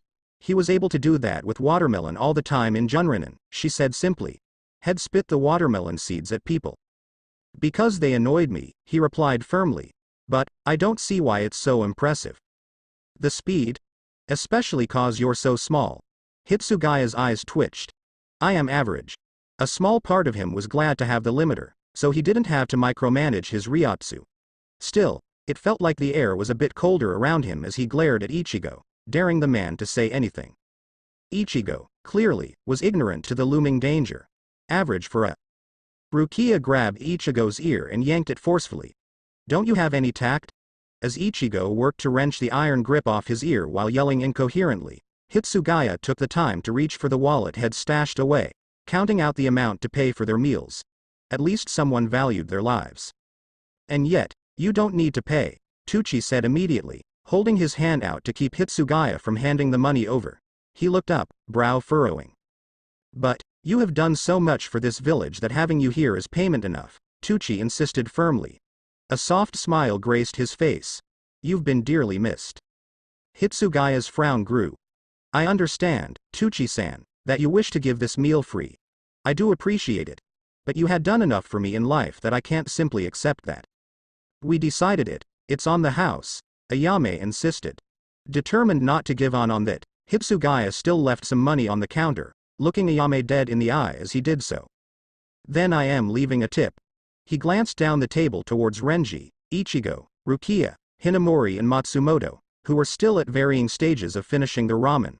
When you're all done with your leisure time, I will be back at the apartment. I've had enough social interaction for the day and there's much to get done and evaluate in the coming days. Had rather nap than deal with any of this any longer. He got up to leave, only to pause as his sleeve was tugged. He looked over to Konohamaru, who had largely lapsed into silence when he was done. The teen looked to him. Are you going already, big bro? Big bro? Hitsugaya shot a firm look back towards Renji, eye twitching once before turning back to Konohamaru. Yes. I have work to do. And do not spread word that I am back. My being here is temporary. But everyone knows. Frustrating. Hitsugaya pursed his lips as he turned his head away. I am aware I cannot pretend away my presence. The situation called for me being highly visible, much to my chagrin. That does not mean I am back. The dead do not have a place among the living. Konohamaru grew frustrated at this. But there's so much I still want to do with you. I still want to learn more from you. Hitsugaya turned away. I do not have the ability to teach you any longer. You are living. I am dead. We are now fundamentally different. He stepped out towards the entrance to leave, intent on getting out of this situation before it could get any more uncomfortable. Thank you, once again, for the meal. Goodbye. Orioke no jutsu. Oh. Oh no, oh hell no. The sound of Renji and Ichigo spluttering was all Hitsugaya had to hear, followed by varying levels of appalled shock from Hinamori and Rukia. He closed his eyes, absolutely mortified. He refused to turn around. Not today. Absolutely not. His past actions were coming back to haunt him. This would ruin him. His hard work, his reputation, in shambles. Konohamaru. Dispelled at this instant. Not in our restaurant, Ayame shouted. And Konohamaru, in his hanged feminine voice, said, well, that got you to stop leaving, huh? Still recognize your own work, I see, big bro Naruto. Hitsugaya placed his face in his hands. He was done for. But really, Taiko, I never knew this side to you. I feel so enlightened.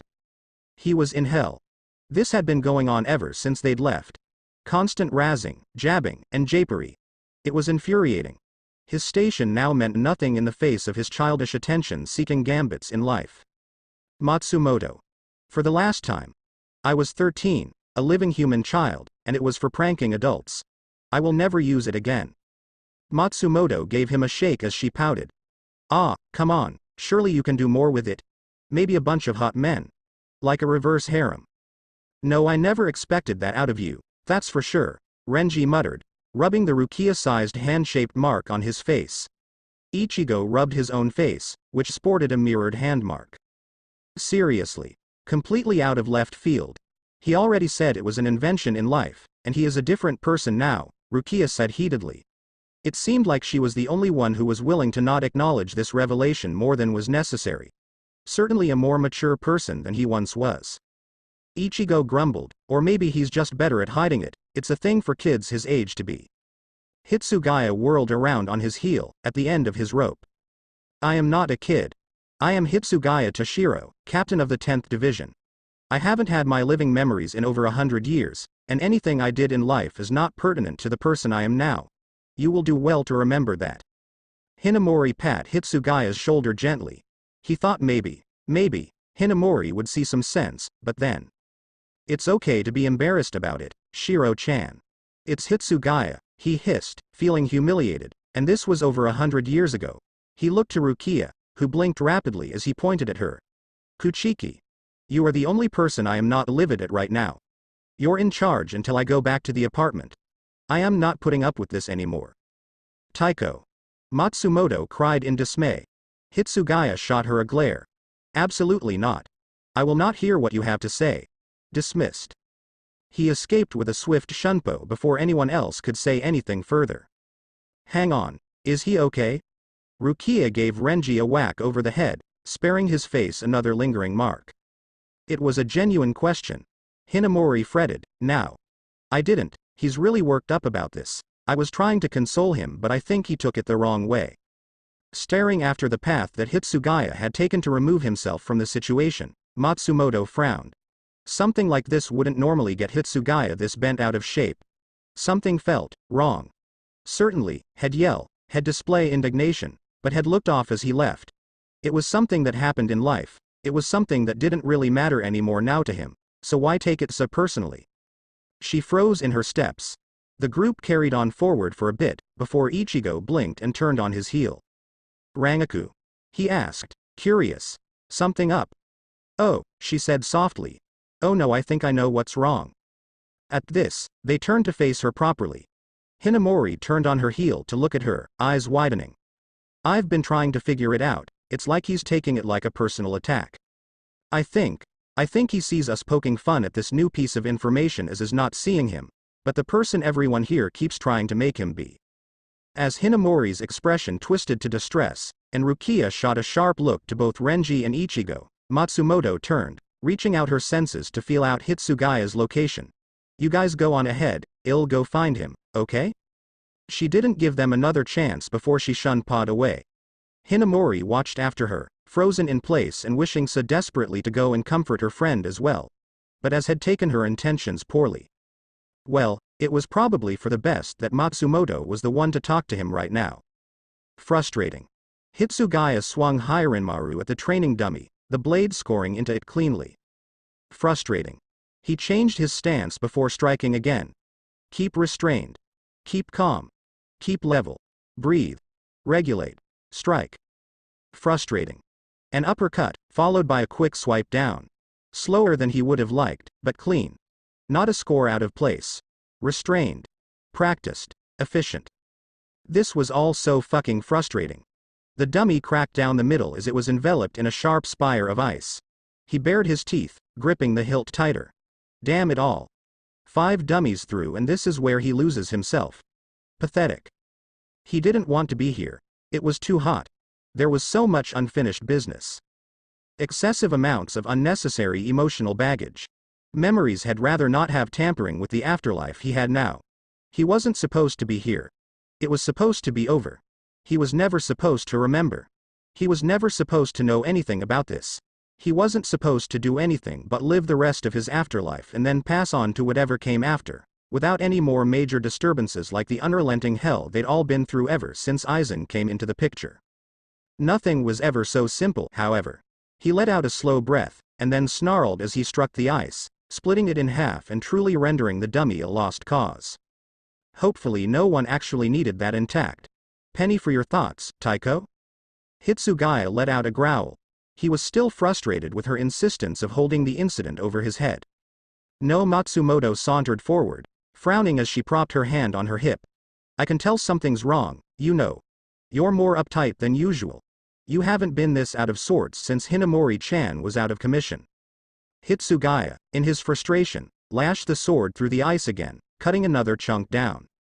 I didn't realize just how upset you'd be about the teasing, she said after that, her voice a bit more worried. I didn't mean to upset you this much.